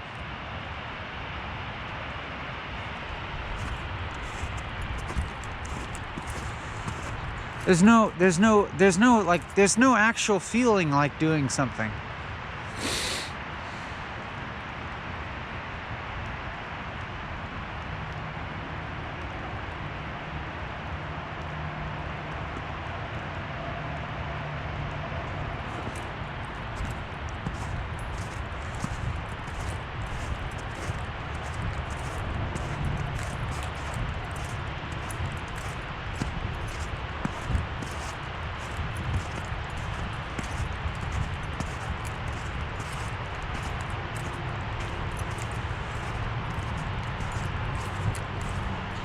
Maybe there is. I don't know. Maybe I don't know. I feel really lost. But that's not true, or if it is true, it's okay. I feel confused.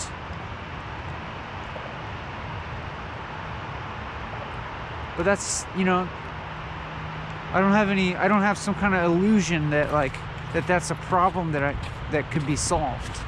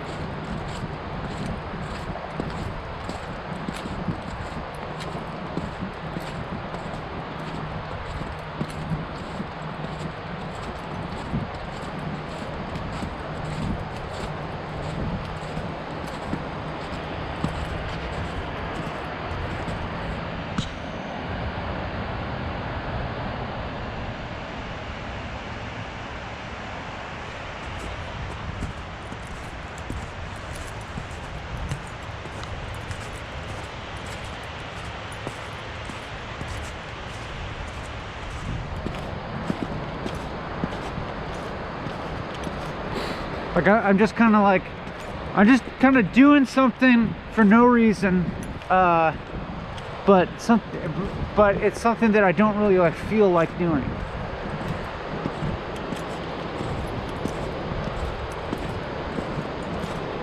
I'm just doing it.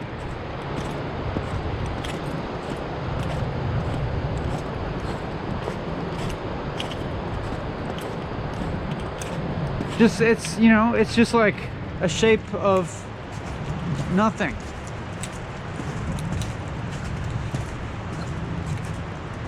Like it apparently has to come in some shape, but also, you know, but also there's not really a shape. Like there's no actual shape.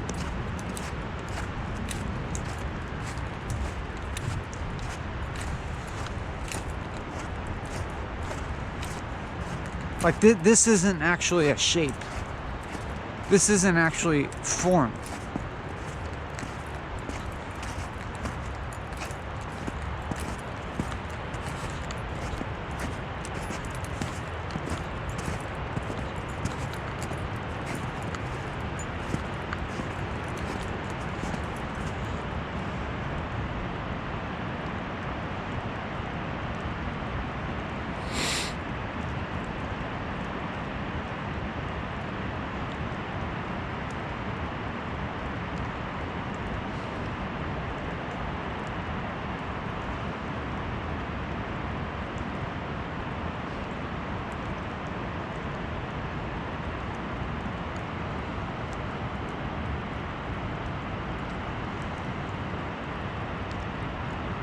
Maybe I'll kind of feel bad. Maybe I feel bad,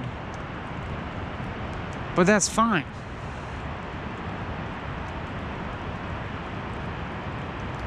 Like it would be fine to just continue feeling bad forever. I don't think that's actually possible, but also at the same time, like, you know, feeling bad, that's not actually a real thing.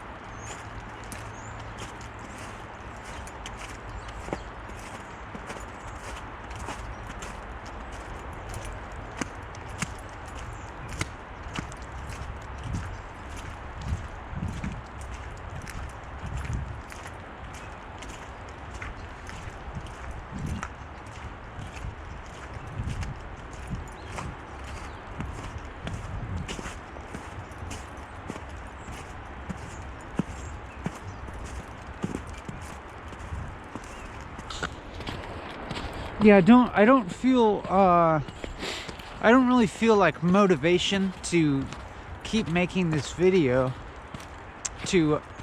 but like I don't feel motivated but I guess I don't feel motivated to stop either.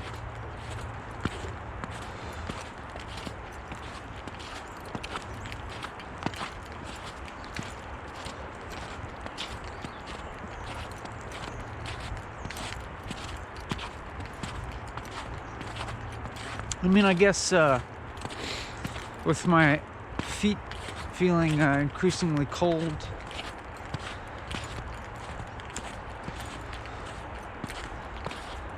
there's sort of a growing disequilibrium there that, you know, will eventually take me back home.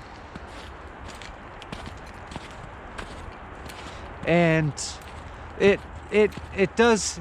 It also that disequilibrium, you know, like my coldness and my tiredness, and my like grumpiness, my like bad mood or whatever, is interesting. It's interesting because it's like as I get kind of like more mentally tired, it's actually like more difficult to kind of maintain the stance of there not being anything. This is interesting to me. It's like harder. It's harder actually to like kind of like see into the emptiness of things.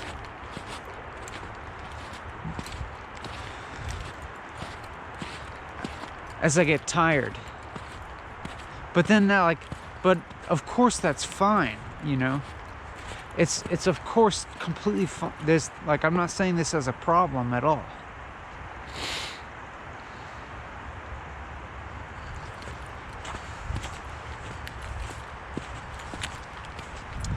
But like, you hear the way that I'm speaking now, and it seems a little bit more down to earth or something.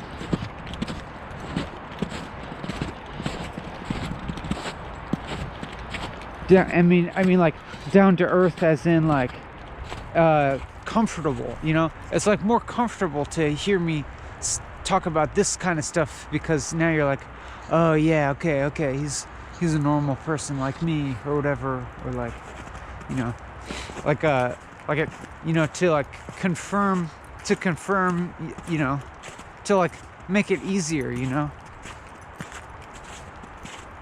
like we can just kind of like rest easy on these like sort of like weird conditional beliefs in like the solidity of things,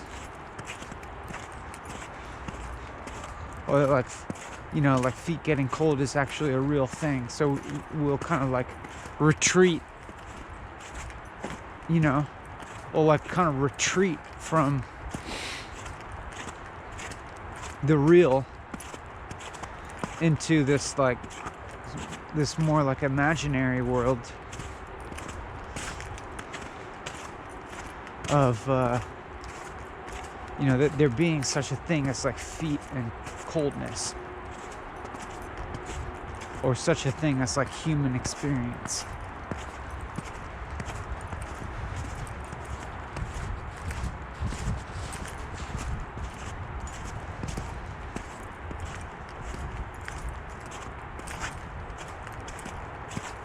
Well, like, yeah, we can kind of like, as we get tired, we can just kind of retreat into human experience.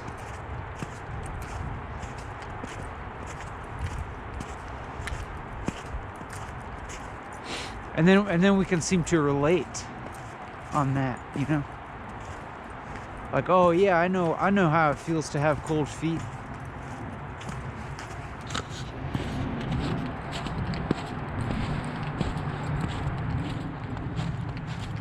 You know, this confirms our individuated existences.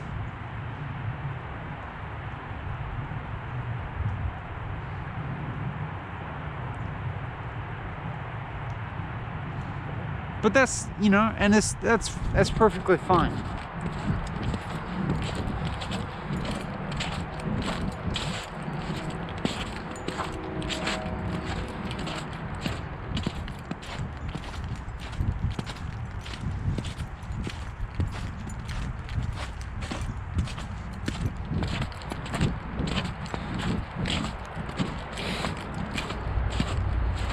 There's not a problem with that.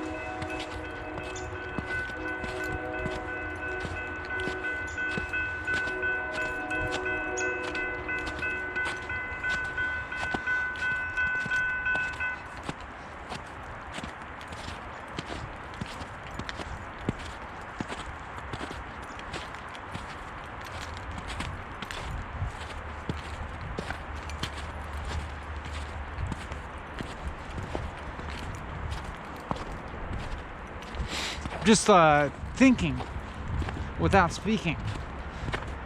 I guess that goes against or something. I guess that's wrong or something for this. I guess I guess now I'm like keep acknowledging stuff.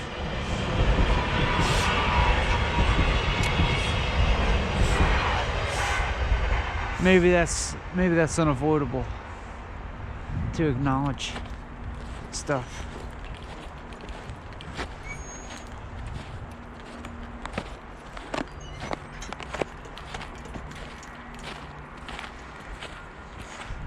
Yeah, I mean, like, you know, it's paradox, you know, like nothing I can say can be right at all. No, you know, no position. It's like I have to, it's like I have to have a position. I have to take a position, but no position can be correct.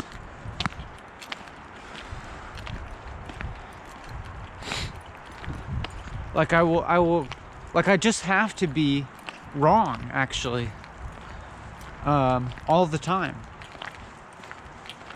Like it's unavoidable to be anything but incorrect. Like you can't be correct. You have to be incorrect all the time. You have to be wrong.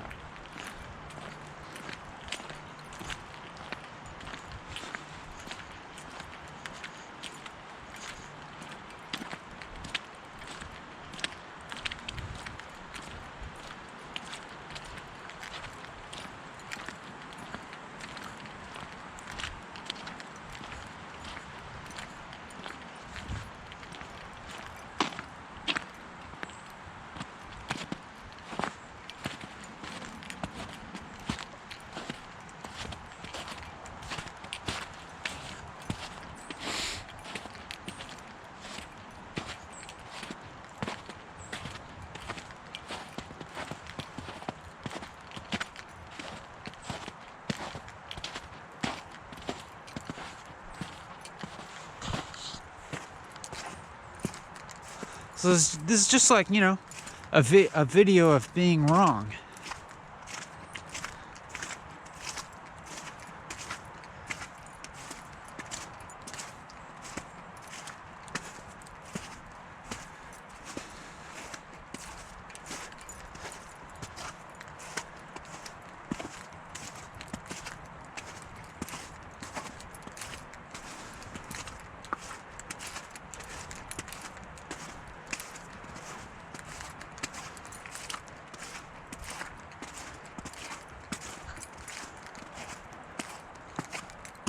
being wrong for as long as I can, really. Like, I mean, like, you know, it's infinite wrongness, but the longest video I can make of being like actively wrong, you know, like of actually like showing up. I'm showing up as wrong in the world.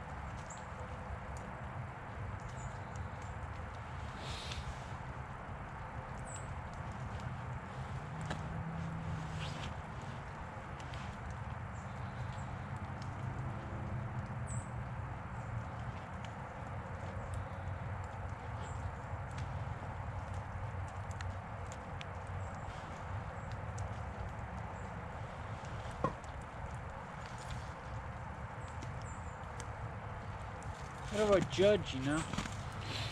Do I should I just like upload everything or nothing? There's sometimes I make a walking and talking and I don't upload it. How do I judge? Because I'm afraid, you know? I don't upload it. I don't upload it because I'm afraid.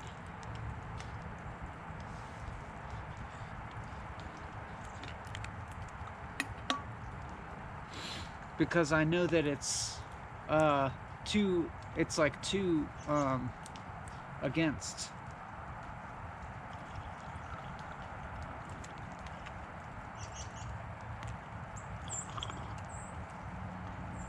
Like I'm afraid to be too against.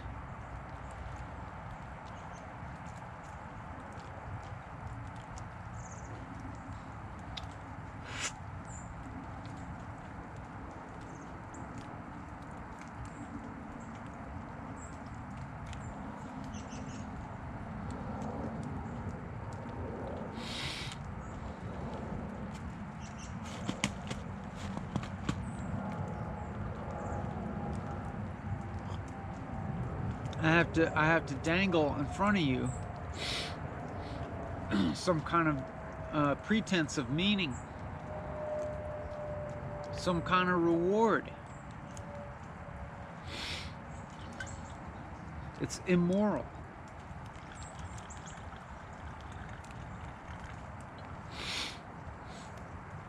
To dangle in front of you some kind of reason for what you're doing, for watching.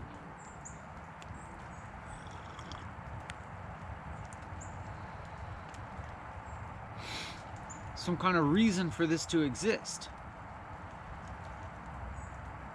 to appear to exist.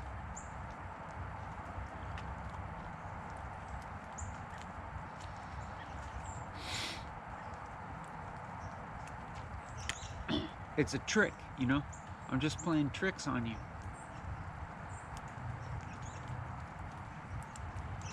everybody's always tricking each other.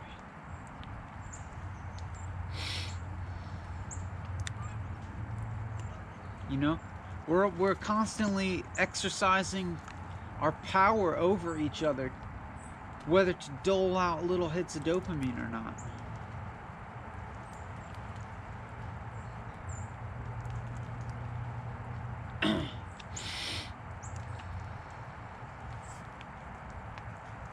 You know, like or not like.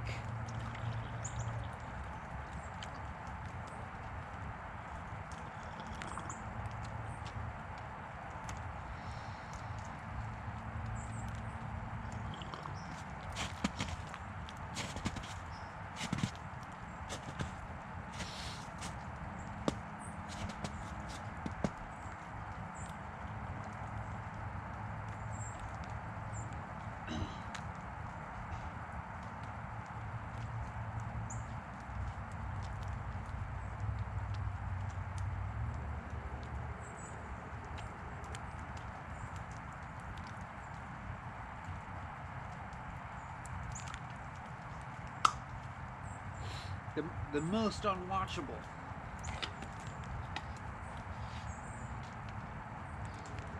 The least, more like the least watchable.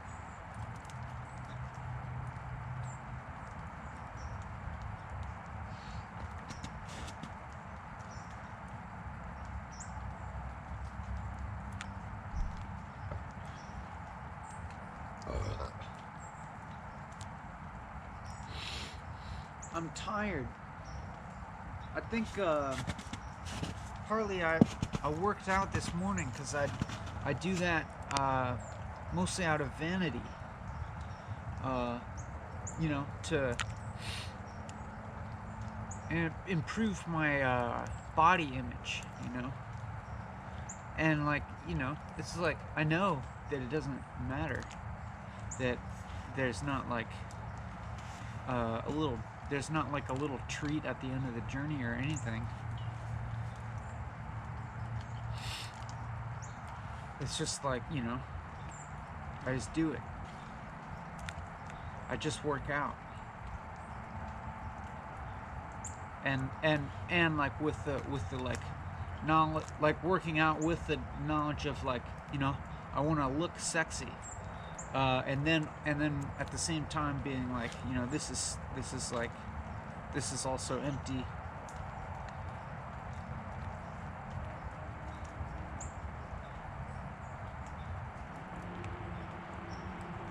And with the knowledge that, you know, it'll never like, you know, have satisfaction. There isn't satisfaction. There just isn't. Like, you know, even if it kind of seems like it, like it's not even for a moment.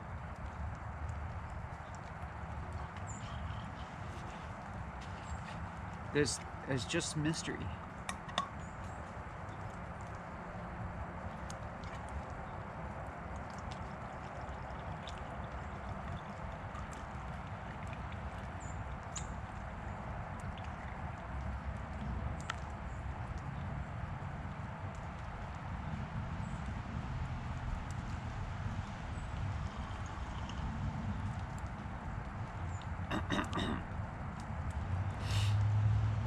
But this is of course all entirely wrong. Everything that I'm saying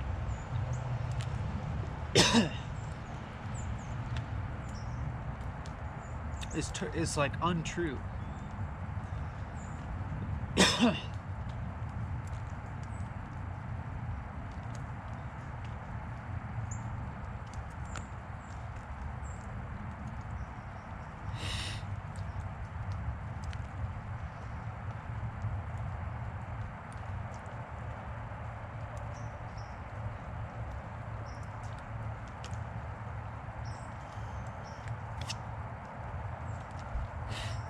It's stupid. It's stupid, really. You know, even my whole pursuit. You know, even like if I'll imagine, you know, like it's like kind of like unexaminedly, like this whole damn time, I've been like, you know, holding on to some kind of ideal, some kind of ideal that, you know, of like transcending or evading utility, or clear meaning or morality, like you know, to ostensibly like reach beyond those things, or keep moving into the horizon of you know, what's good and true and beautiful, which is like in that, and like in that action, like it kind of like the way that kind of appears to the world is like, you know, something that's like weird and ugly, and inexplicable, and you know, like it draws either like scorn or just like befuddlement, or even just like indifference, of, or like not seeing, like not noticing all of that, and then and like, you know, so this is like, but then it, like, you know, like I this whole time I like am like kind of like being like unexaminedly driven by this ideal,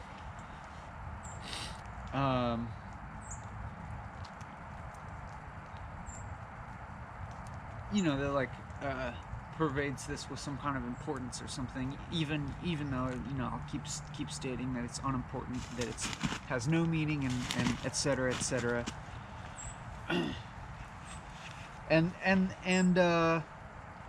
And this whole ideal is just, you know, it's false.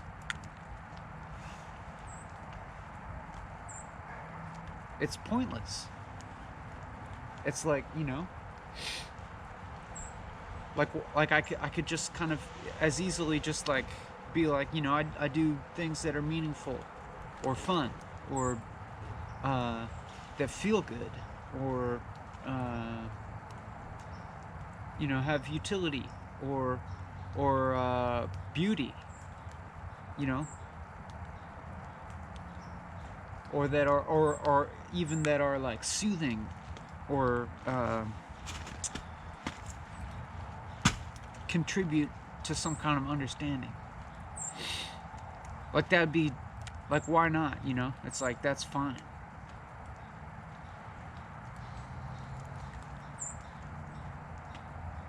That sounds a lot easier, but then at the same time, like this whole damn time, it's like I'm you know, I seem to be like holding on to some kind of martyr complex,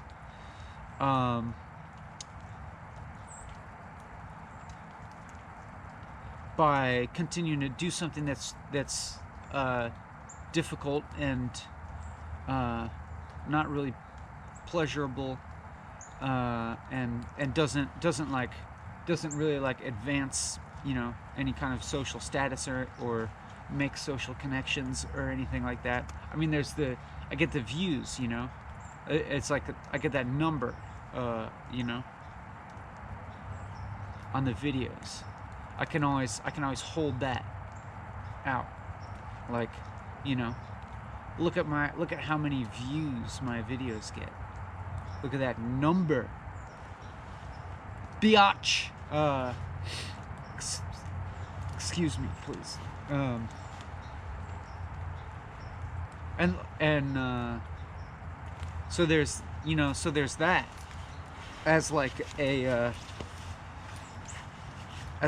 kind of a type of sin, a type of materialism, of likes, or views and likes and whatnot, fame.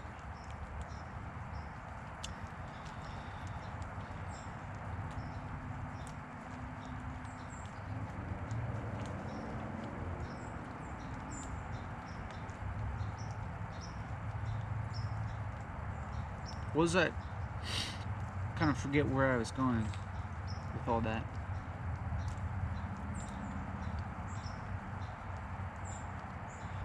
But you know, like what I said also isn't strictly true, because it's not totally true that this is always like unpleasurable and hedonic. You know, like sometimes it's actually very fun, and like, for lack of a better word, like fulfilling or something. You know, like and like feeling, you know, like positive things, positive associated things like connection, or you know, connection with the universe or reality or whatever, or just like pushing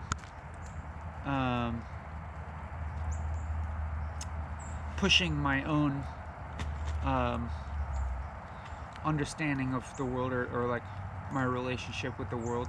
I mean, and all of this, of course, is also like, I'm also just like very aware right now of speaking very conditionally, and you know, speaking in a way that uses value judgments, which, you know, I ultimately don't put any belief in these, but it's just kind of happening now, you know.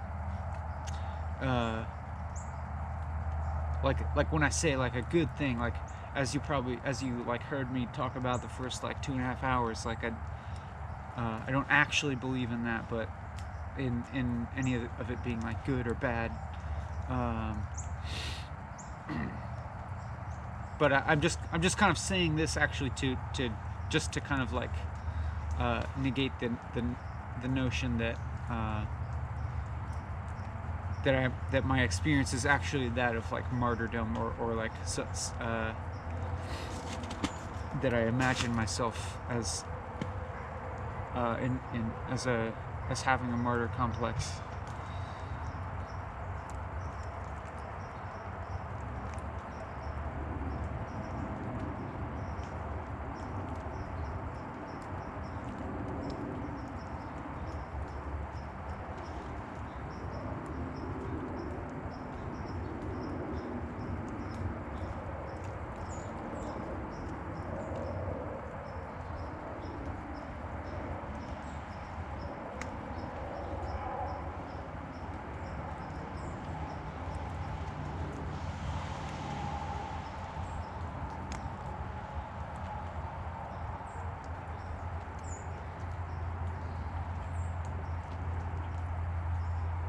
And yeah, I mean, yeah, and it's like, it's also like, of course like not going to be, it's like, I don't know, in a sense it's like maybe like not, but like this like continual like negation of everything, that nothing exists, that's like, I don't know if I can actually like say that that's true. I can't, you know. It's like that doesn't even exist as truth, you know. You know what I mean? Like, it's like, even you take the spirit of that and like just keep going with the spirit of that. It's like itself like has to be negated. Like itself has to not exist as truth, you know. Like nothingness, like nothingness can't, like doesn't persist as truth. You know what I mean?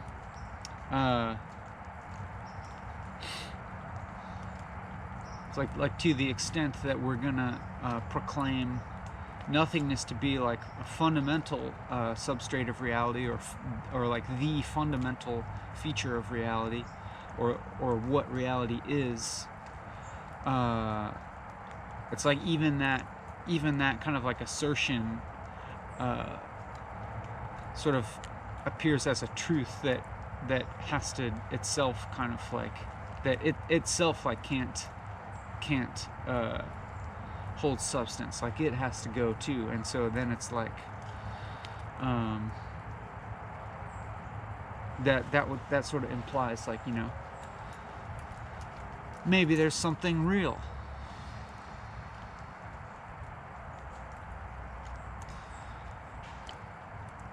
Or like, you know, like something real, like actually like like kind of like has to exist to the same extent that that nothing can exist, you know? I guess this is like, again, going back to like emptiness and form or something, but that like that form has to be in order for there to be emptiness.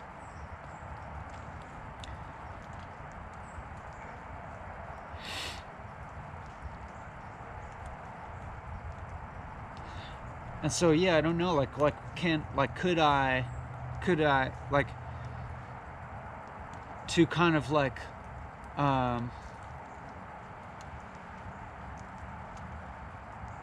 yeah, I don't know, it's like I'm thinking back, like now I'm thinking back, and I don't know if that's if this is like if this is a kind of concession or a compromise or an illusion. Well, it is. I mean, it is an illusion to like be thinking about like the past part of this video.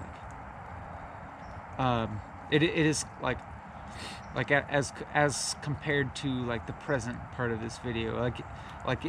It is a form of concession, we can say, in that it is like stratifying reality out, or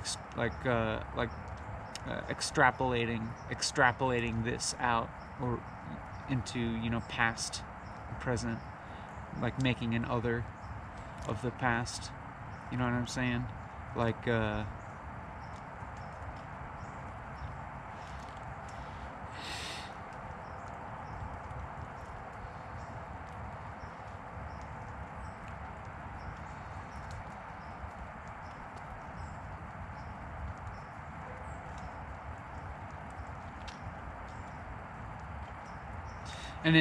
but it's okay to do that.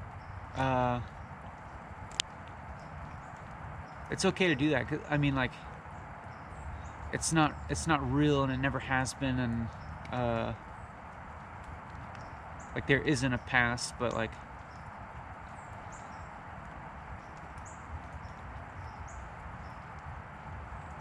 I don't know, like there's an okayness, actually. There is an actual okayness that like in like I can, like, I'm drawing kind of from memory of like the past part of this video, and like having a memory of like, I don't know, of like maybe like the absence of that okayness emotionally, but interestingly, like not actually being apart from it, not actually ever being apart from that okayness, you know, even if we can like perceive my mood as being kind of negative and bad, and just like, you know, this continuous, this like my mood being like negative, and my worldview like being one of just like continuous negation of everything,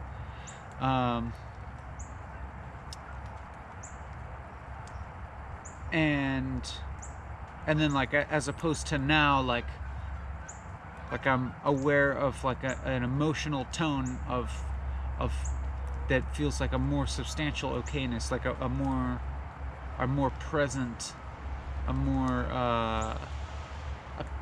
yeah, just like a more like kind of self-apparent okayness, but yeah, interestingly enough, it's like not that this was ever not here, you know, it's like not that it ever wasn't okay. I mean, that's kind of a phrase, you know, like it never wasn't okay. But I guess I'll move along.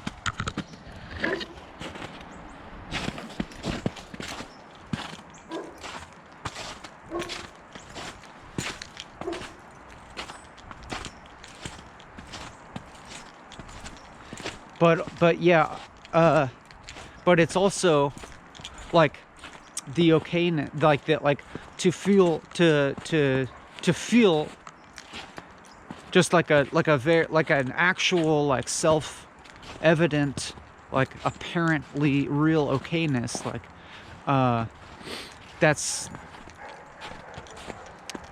that is pretty connected with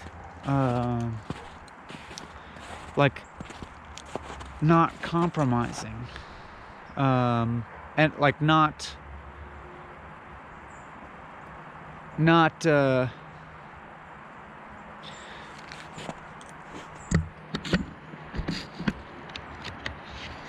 fooling yourself about things, about reality, you know, like not like it actually comes from not making any concessions.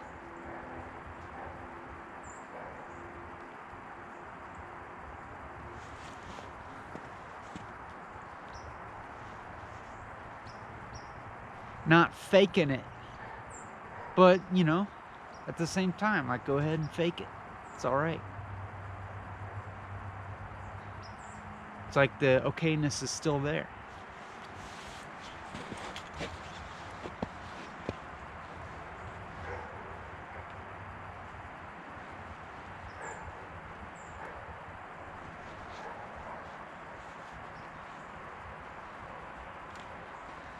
I'm gonna go take a whiz.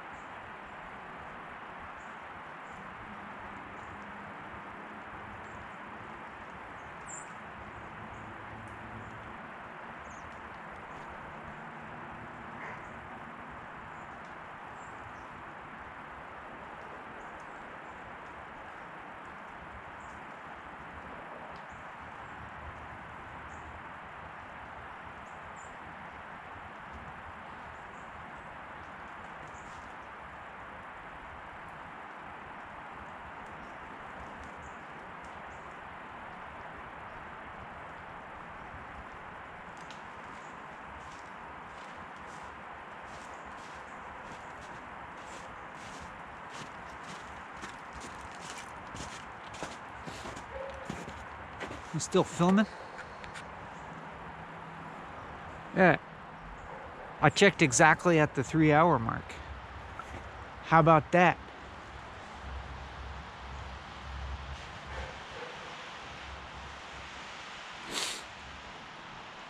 Yeah, it's like there's no consistency in what I'm saying, you know?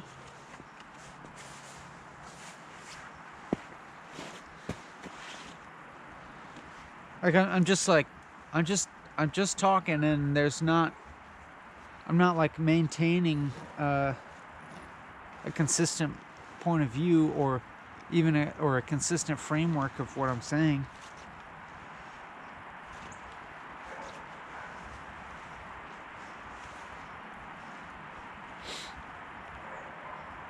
It's not like everything that I'm saying isn't necessarily even compatible.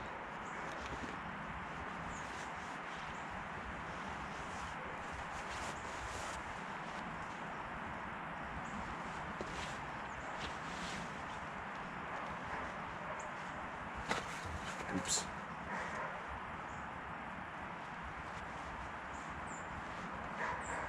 You know, emotional topographies.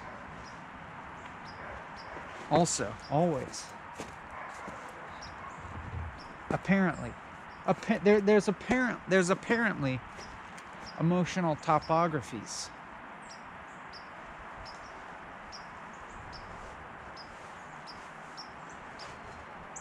But also, yeah, there's also always just mystery. Everything. There's nothing that's not.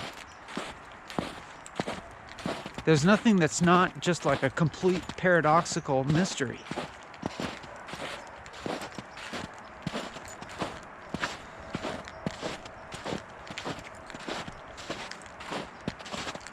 Even just like mundaneness, you know. But then again, you know, there's just like there is just like mundaneness, you know. Maybe it's, I don't know. Like I can't actually say that, like, you know, there's only paradox or there's only mystery. Because that in itself would, you know, seem to be some kind of answer. But then it's not, because then it's like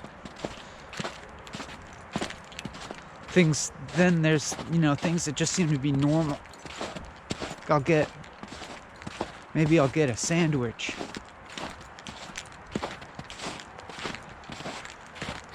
Or like I can, you know, I can think about something normal. Like a hot sandwich.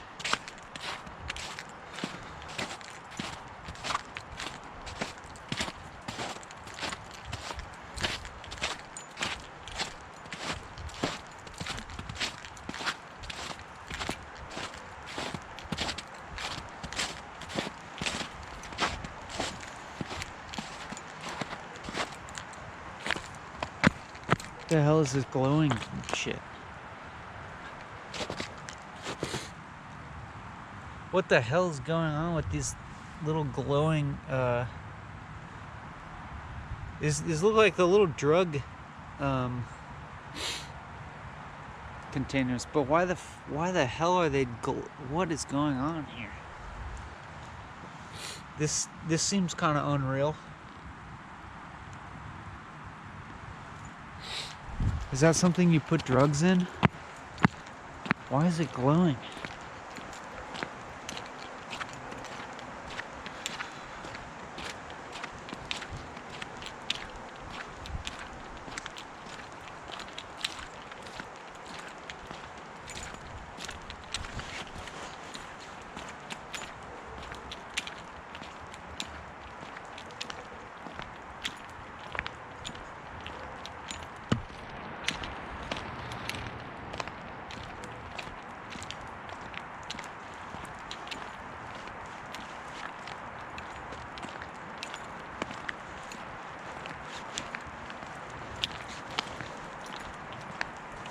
I don't know.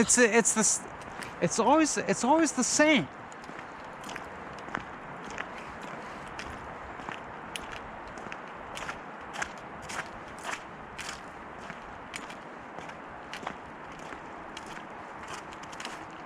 Like I just kind of know that it's like everything's gonna like turn around. Everything's gonna be not how I thought it was. I'm just gonna keep being wrong, you know? Like by the end of this video, it's like now I'm like feeling like by the end of this video I'm just gonna be like feeling super like positive, energetic, chipper, relaxed, content, peaceful, chillaxed, humorous, in good cheer, in good humor. That's probably the best descriptor.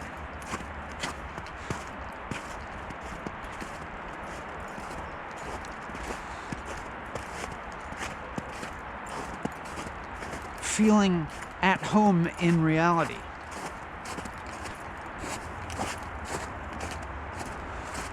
With no need to you know, think about stuff. I'll just, you know, because that's you know, you can just kind of stop thinking about it too. And it's like, that's like actually a perfect expression. Just don't think about it. It's fine. Like you're actually no more or less in contact with reality, if you just like kind of stop thinking about it.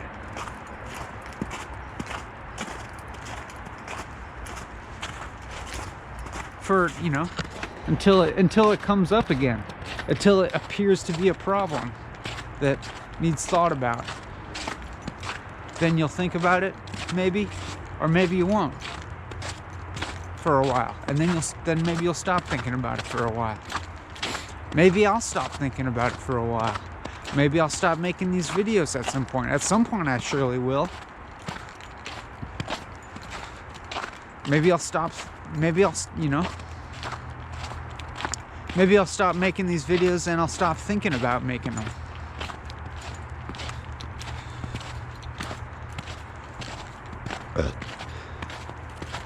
Maybe I'll stop thinking about making these videos, but I'll keep making them.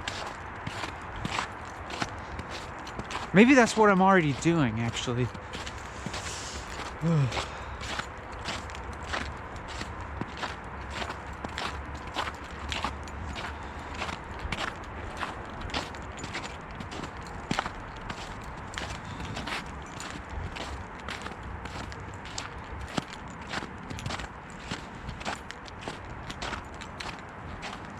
Maybe I'll get a hot sandwich.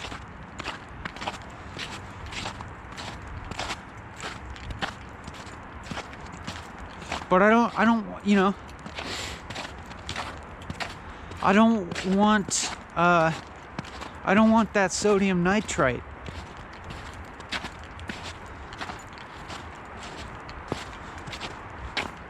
Really. I'm not looking to get colon cancer. I'm not really looking to buy meat anymore. Just let me like now I'm just like kind of having fun, actually. So I'm making some concessions. I'm just gonna like talk about shit. Cause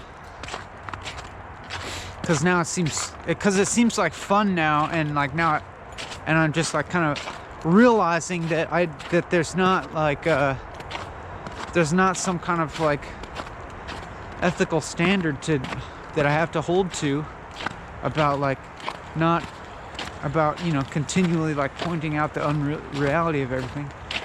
But yeah, I just like I'm not really looking to buy meat anymore.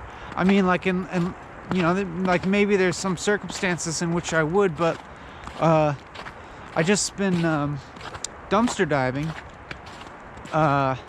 which I've been doing for years, but I kind of like got re-inspired to keep doing it. Like sometimes I'll just kind of like lapse, or I'll get lax, I'll get lazy really, and then start buying food from the grocery store out of laziness. Well, or maybe it's not laziness, but maybe it's like a perception that like that I don't have time to go dumpstering, or something, that some kind of perception that I want that like the convenience of getting exactly the thing that I want from the grocery store is like will be more conducive to doing other things that I perceive as important. Like I perceive doing other types of work as being like important, and so I get lazy about I get morally lazy about obtaining my food, and so I go buy it from the grocery store. But now I haven't bought food from the grocery store for like at least a month. At least a month, yeah. And even in the month prior, like just barely, a little bit in the month prior, I was traveling. But then I got re-inspired by hanging out with an old friend of mine who I had learned to dumpster dive with.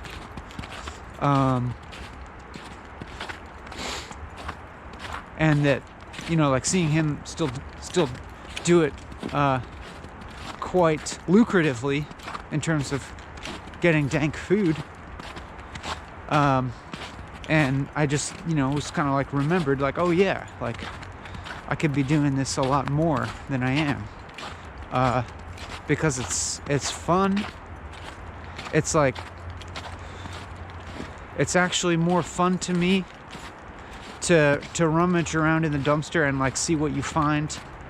I mean, don't get me wrong, it's like, it is kind of a little more fun when you find something really dank, but like the surprise, you know, the surprise, the hunt of it, is just like so much more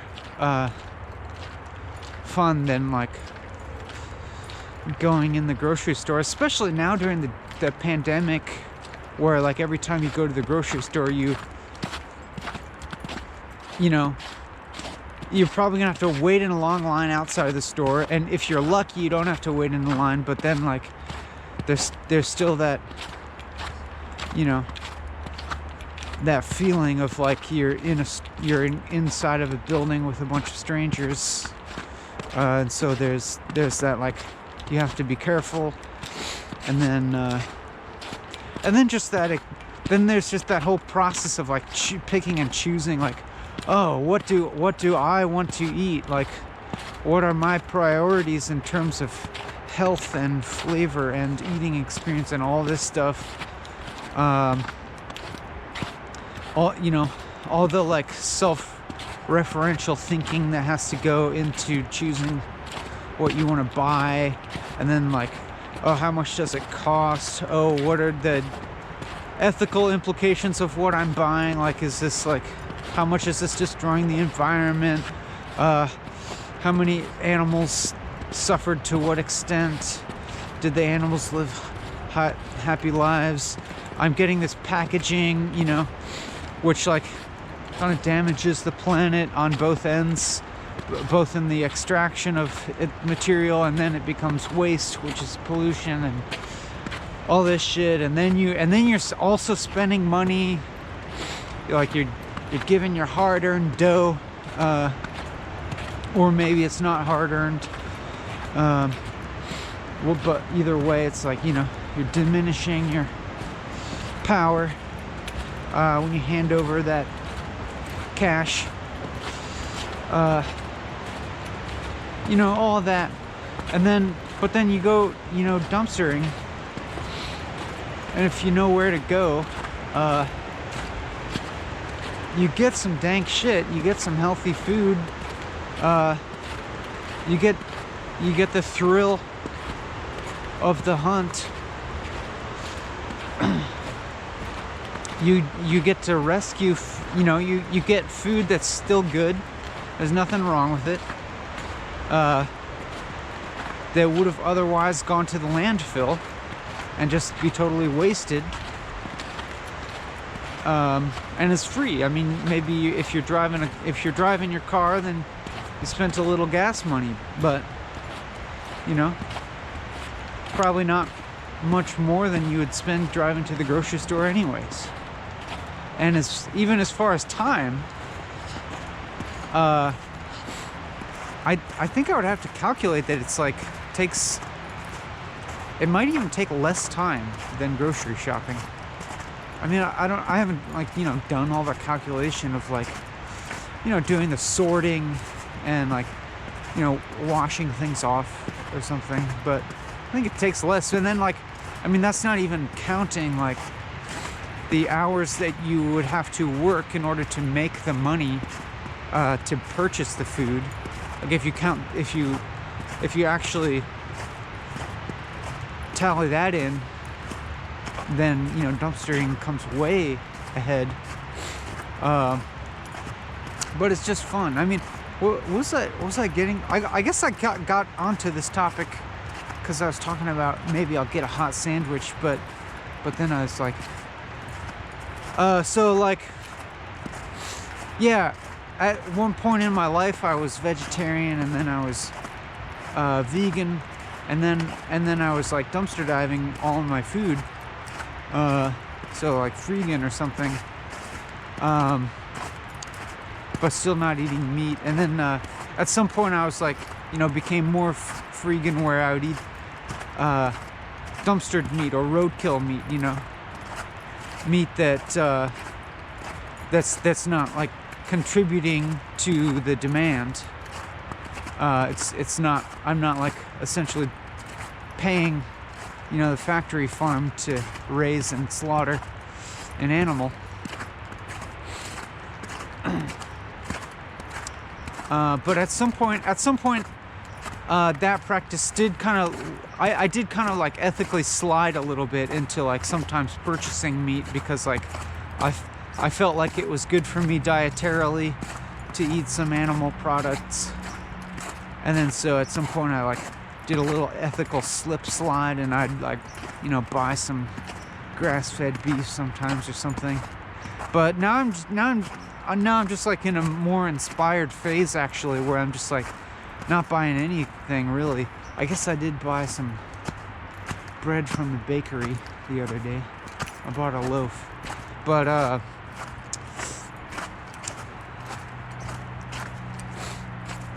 yeah, I think I've kind of decided not to buy meat anymore. Just like, you know, like it's like to the extent that suffering is real or something, you know? Like, let's just not. Like, if we don't have to.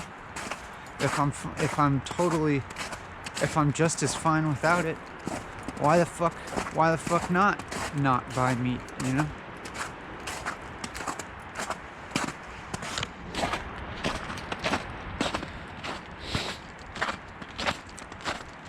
Makes me happy.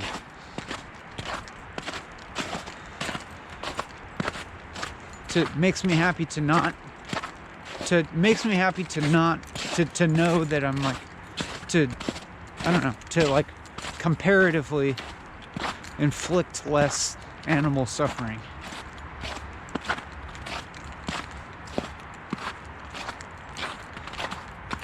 And just like, I don't know, like buying stuff in general. Like, it makes me happier to know that I'm contributing a little bit less like trash into the landfills and all that stuff, and just every part of it's more fun to me, even though it's like the practice of dumpster diving itself, it's not like, you know, globally scalable. That is like, not every single person, like we couldn't like solve all these problems by every single person dumpster diving. That doesn't really work. But just because something isn't scalable doesn't mean it's not worth doing. But if you actually like kind of like take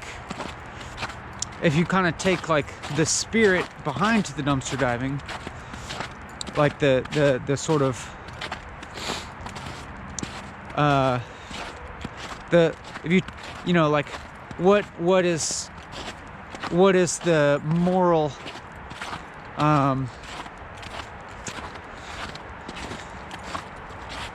of like guideline that's leading towards the, or you know, like what are like the set of attitudes and the set of relating to the world that leads to the dumpster diving. And I would argue that is scalable, because, you know, you apply that to everything. You apply that to different things, to you know, to everyone's different situation. And not only that is scalable, it's like kind of like imperative to scale that.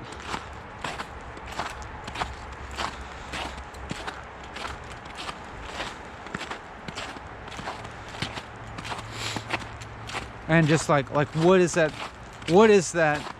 I guess it's like maybe kind of, I guess it's just like a holistic examination of one's actions in the world. that like for me that involves for me that's like the separation of like myself, like my experience versus the impact in the world is like very not separate. It's like you know, like my personal experience, the quality of it is very linked into my understanding of the effects of what I'm doing to others, you know?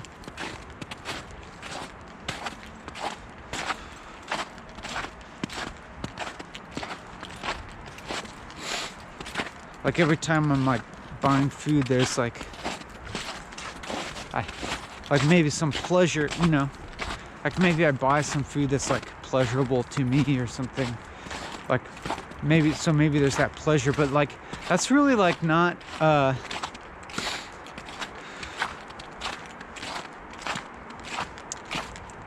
so it's just not so important. It's like not powerful enough. I mean, maybe sometimes it is, but like I do feel like I'm like not fully in alignment with, you know, like a joyful way of being in the world when I like, you know, buy food at a restaurant or at a grocery store. But that's not gonna like apply to everyone, you know. Everyone has a different situation, and it's like that's also not to say that like you know, exchanging money for food is like inherently problematic. I don't think it is. It's not like inherently wrong or sinful. Just like in my kind of situation where I have this option, this opportunity to do something else. That's kind of what works for me.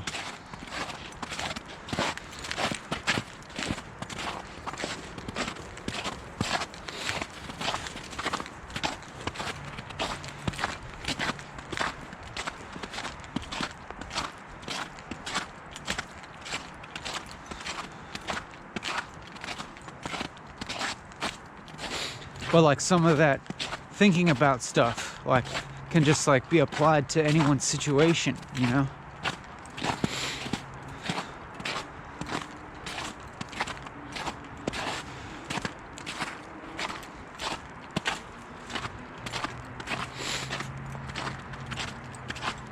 That's the sort of consideration is really the more important part. And you know, I'm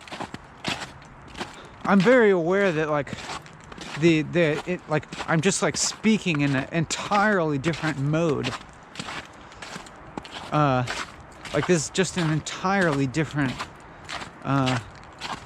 framework of reality than what I was talking about earlier, and that I'm you know, projecting into time and whatever. There's no consistency here, and that's fine. It's like it just is,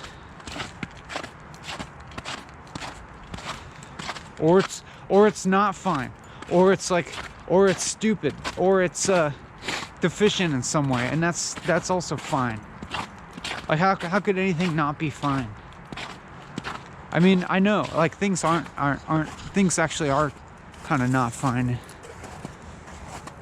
in the same degree that they are fine. So yeah, I don't know, like maybe if we want to like try and look at this video as like over time or something, like if we want to extrapolate into linear time, just for the hell of it,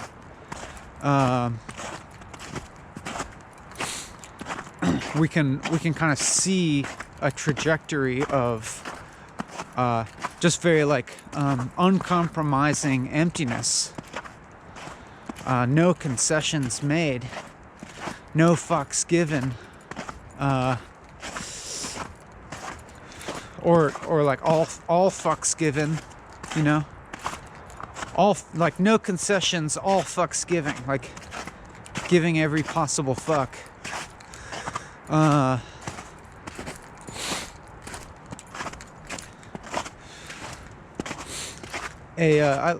don't quite want to call it like a negative outlook on the world, but I want to like figure out like a negation oriented approach to the world.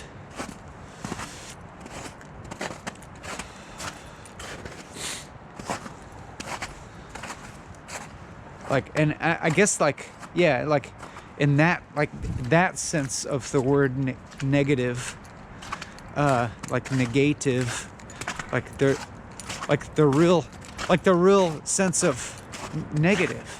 And then I'm like, that's kind of cool, because like being negative, that's fine. Like being, like, you know, being affirming being negative.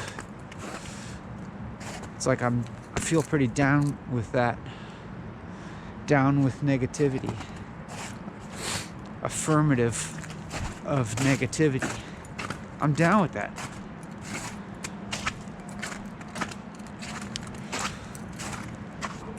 Can't see where the puddles are.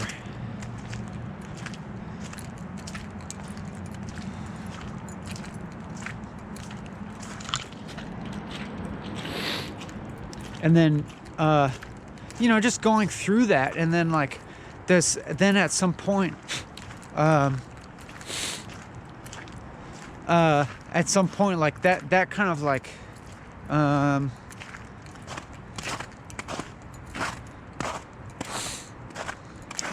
having an interesting way of like eating itself, of negating itself, and then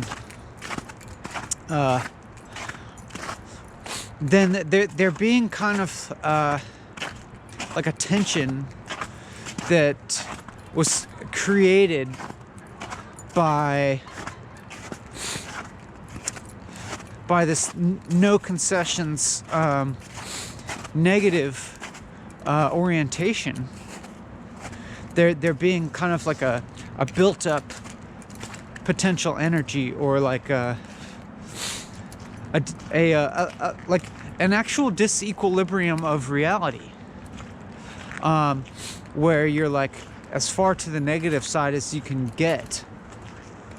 Like you're actually like you're actually like exercising a resistance to like persevere into the negative. And then you're there, and like reality is taut like a stretched rubber band, with holding you as the spitball, or the like little wadded up piece of paper. You know, like when you like roll up a piece of paper, a little piece of paper, you roll it up into a thing, and then you bend it in half, and then you hold the rubber band in between your thumb and forefinger, and then use it to slingshot the piece of paper at your classmate. At least that's what we did in middle school. And those things hurt. But like that's you, the piece of paper. You know, just ready to get slingshotted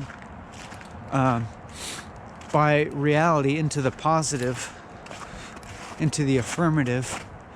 And it's not that I'm not like being extremely affirmative or anything. I don't feel like I'm being extremely positive. But I am like in the more like laissez-faire, kind like almost not exactly blithe, but like allowing for things like morality to exist, and things like fun to exist, you know? and just like even the sort of like allowance of that feeling like a substantial thing in contrast to the previous orientation, and like, yeah, kind of coming into that with a certain ease and momentum that, you know, is like kind of built up by the previous orientation of negativity. It's really interesting, you know, like I just did not predict this at all. But then, like, in retrospect, it's like I could have seen, it's like seems so obvious that like this would happen.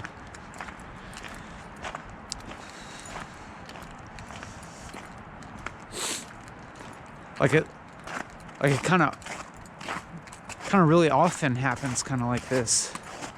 It's like, but then it's like surprising every time, even though it's the same.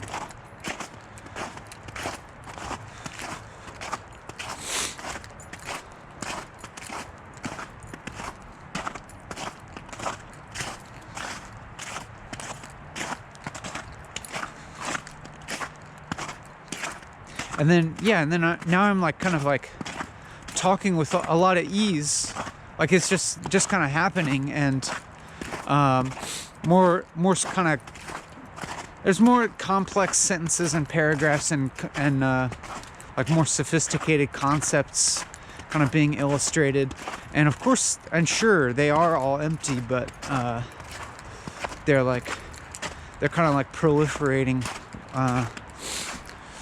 with fecundity.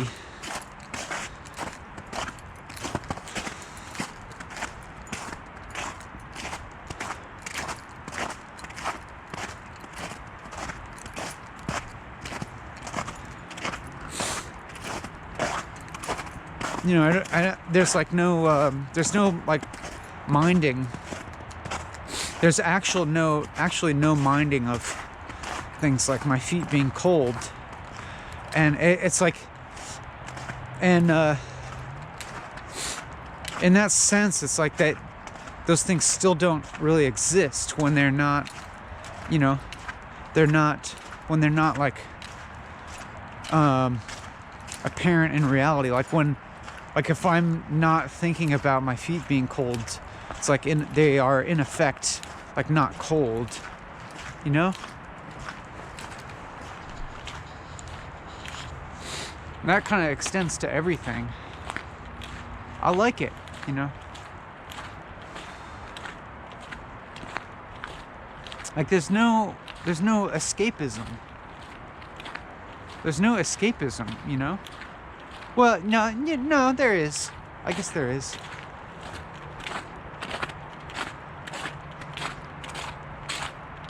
Or you could say that.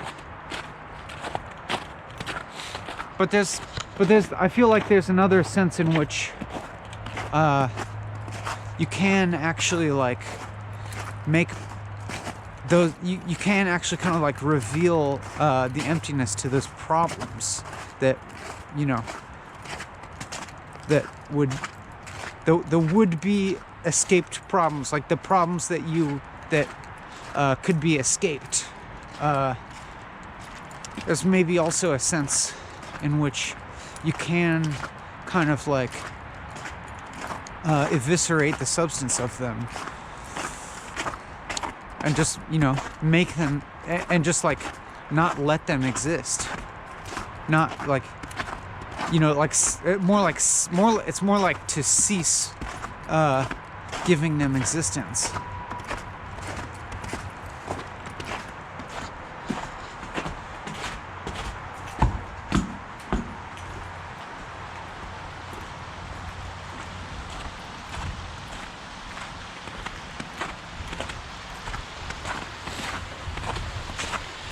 Cool. I feel pretty good.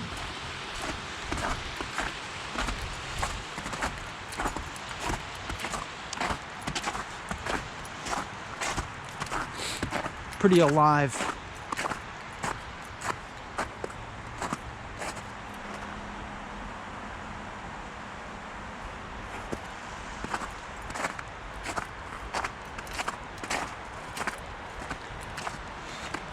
you know, like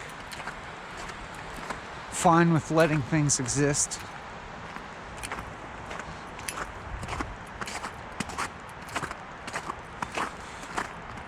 Because there's, you know, like there not being any problem with that, and actually like feeling that emotionally.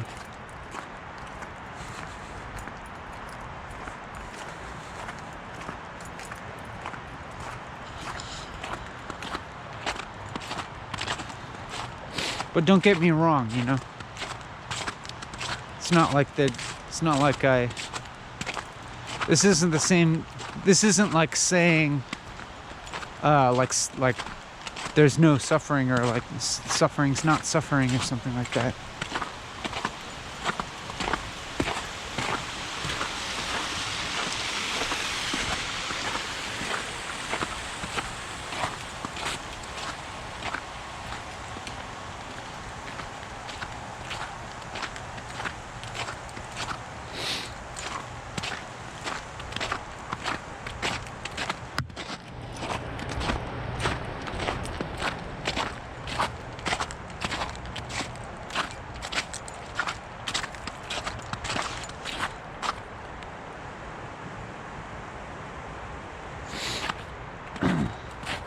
And we still have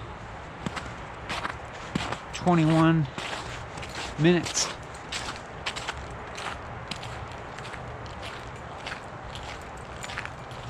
But I also don't want to. I'm like kind of cautious, you know, of like going too far in like a giddy.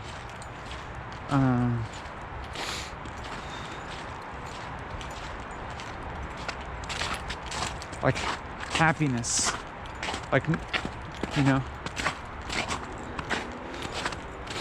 I don't want to like totally just kind of coast out of control. I mean, I know there is not control to begin with.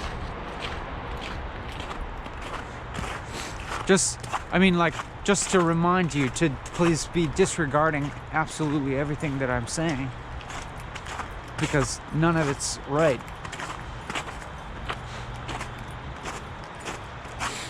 It's all, you know, it's all conditional. It's all empty. But I'm, you know, just continuing to kind of say it with ease. I guess I'll abstain from filming into people's windows.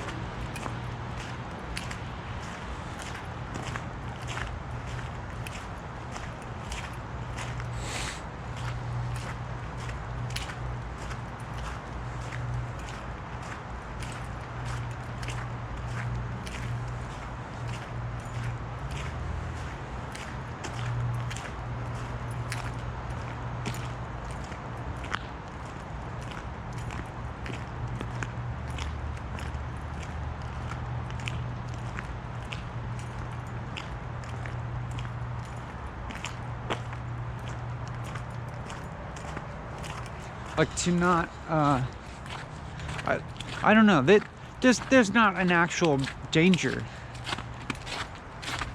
I mean, like, conditionally, there's like a, you know, danger if I, you know, if I were to come into like a manic episode, as I guess as they would classify it, a manic phase.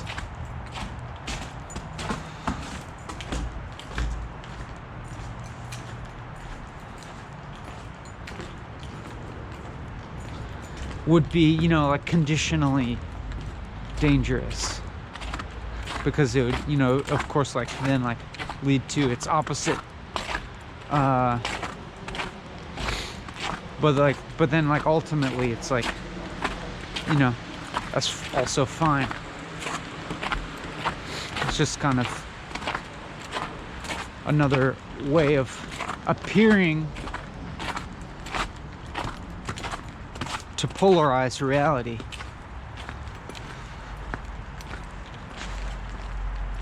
And yeah, I don't know. It's also weird because like I feel like in this video reality is like both, it's like both polarized and not. Like it's like maybe even in the beginning there's like we could describe it as like a very diligent, concerted effort to not polarize reality.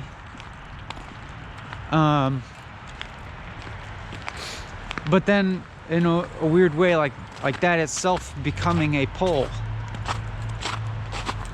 and like this being a different pole or something.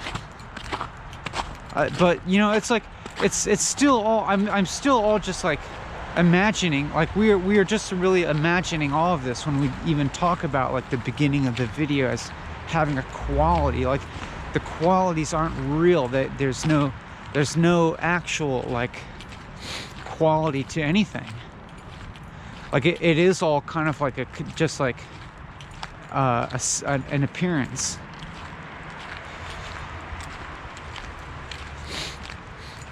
And the you know, the qualities are just like appearances in our experience right now, that is like, you know, like seeming to refer to some other part of reality, but there isn't any other part of reality, neither like temporally nor spatially. But you know, this is of course just one way of talking about things.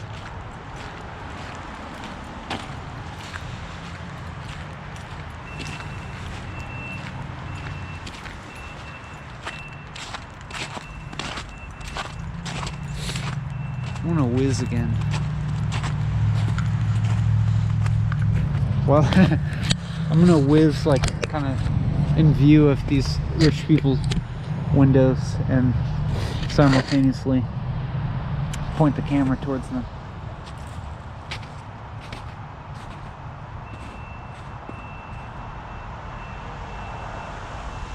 So you can look in the video and see if there's any people looking out their window at me.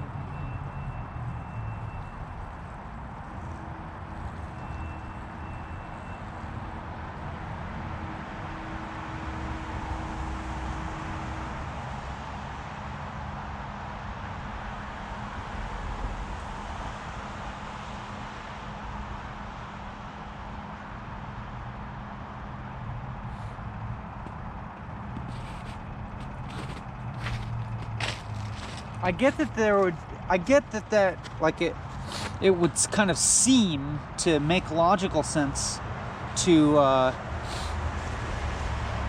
you know, only present through this media the more positive, affirmative, delicious, pleasurable parts of it, and to like hide the doldrums, the negativity, the doubt, the emptiness behind the scenes. But that's not actually true. That wouldn't actually be better. I get like in fact that I don't think that would even actually be more pleasurable or anything.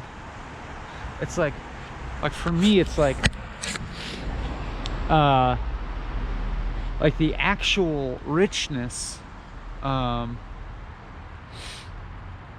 like it is like totally like intertwined with like the actual doldrums, like the actual negative. Like the more real the negative parts to me it's like the more real the overall richness is.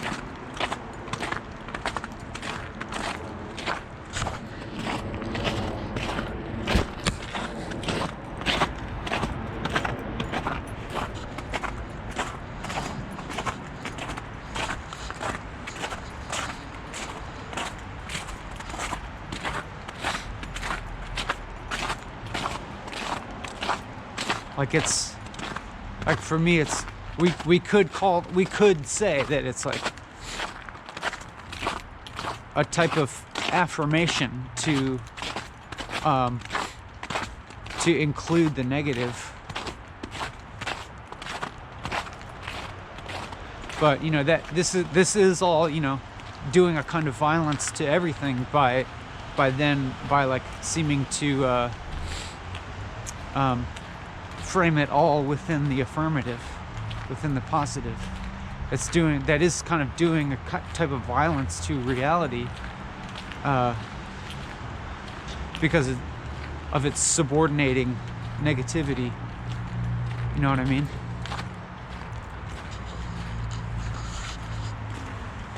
But of course, like, the thing that I just said is like totally contradictory.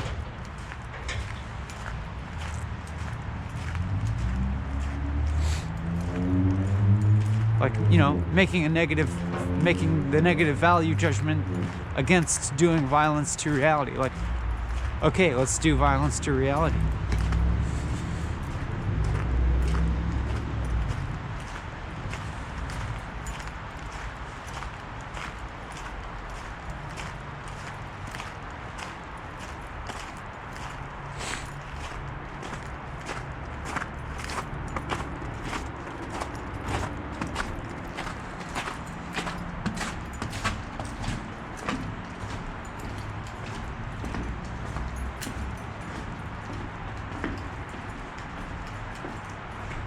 I do actually feel like really happy right now.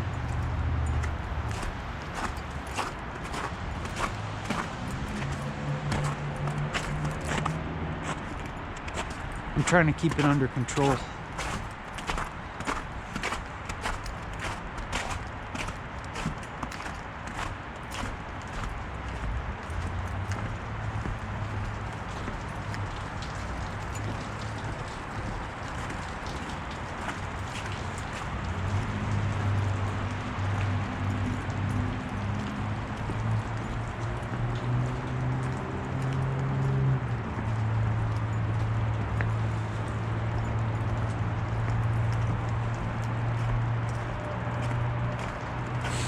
I guess like yeah, I don't know, like that, like it's weird. Like now I can kind of like I can actually like appreciate a certain like a certain type of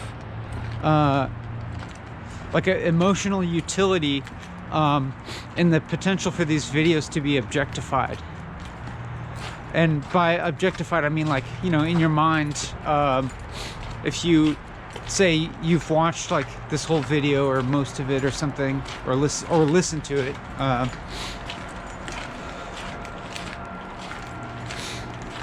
like kind of sort of automatically or maybe like unavoidably will, you know, it becomes like an experience in your mind, like a memory, or you have like, you form it into a concept. Like, it's like you can't hold the entire experience in, you know, that doesn't work, but like you kind of form some kind of, you kind of like fit it into your mind in some way, which like kind of necessarily requires reducing it to something, which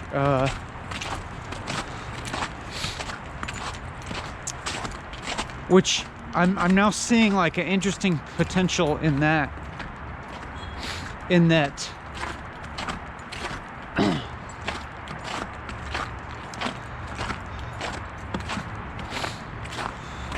like I think that what this could be, like the only sorts of like things that this could be reduced to would be like kind of really interesting things, like just like really interesting like references in the mind, like a very kind of like complex and like difficult to categorize type of experience, you know, and like even to call it an experience, like that is a kind of reduction, like, you know, like an experience existing as a set of memories and associations in your mind, and like this being one that, like, I would think that like the set of memories and concepts around this video, if it were, you know, watched all the way through or listened to all the way through, like would necessarily like contain a lot of contradiction and a lot of paradox,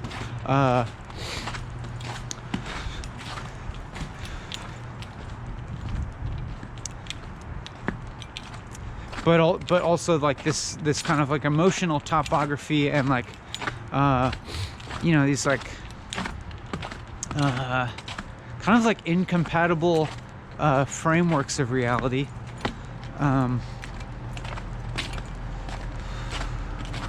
maybe incompatible, maybe not, but like I'd feel like it would be like a pretty, I don't know, like I can kind of see it as an effective kind of like koan, just like sitting in one's memory banks, like, you know, even and even like the memory like not being the real thing at all. It's like not the real this or something, of course, but like what forms in memory, like whatever seems to be concretized or objectified or whatever, like would be interesting.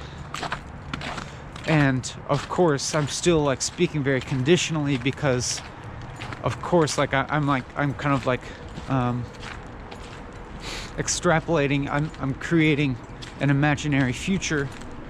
I'm like referring to linear time in a way that's like not true, and I'm referring to like objects that's not real, like no actual concretization or what's the word? Objectivization like actually occurs, you know, that still is all only appearance and is like always empty, and there you know, there still ultimately is only emptiness. There's only absence and nothingness. Like I guess that's kind of like a return to the beginning of this video. Some kind of symmetry seems to be happening. Not symmetry, but like form, repetition.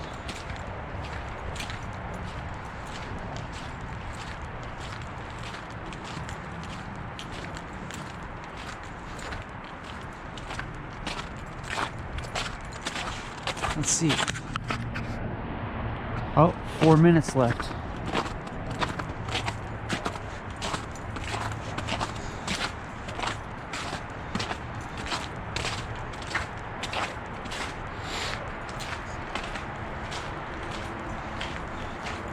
What do we do these last 4 minutes? We gotta make the most of it. We gotta, you know, have the best possible experience. How do we do that?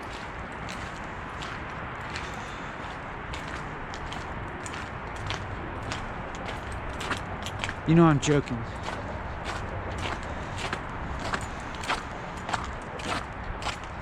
I guess that's the way, is to just joke.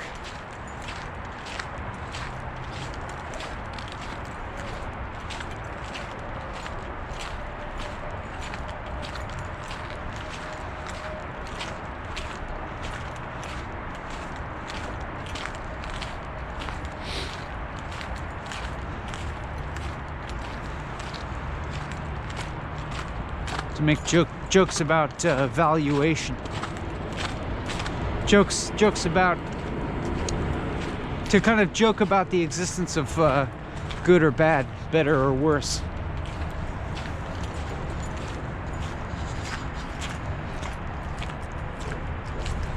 I think that's funny.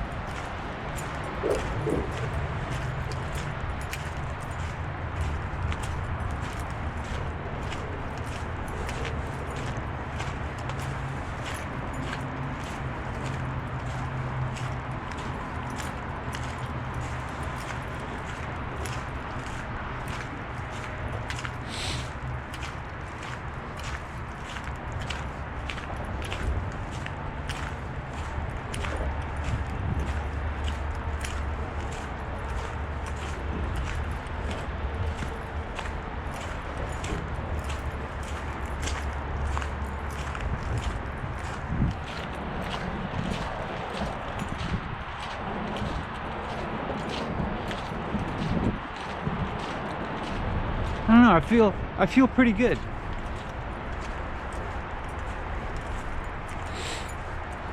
Like this video as it is currently like concretizing and being reduced in my own mind,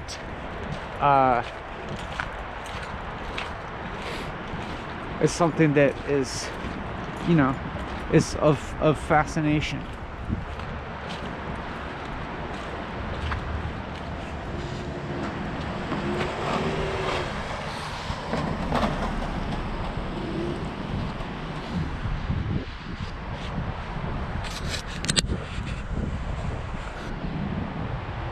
That, well, it's weird. It's like, it's also like nothing happened in this video. I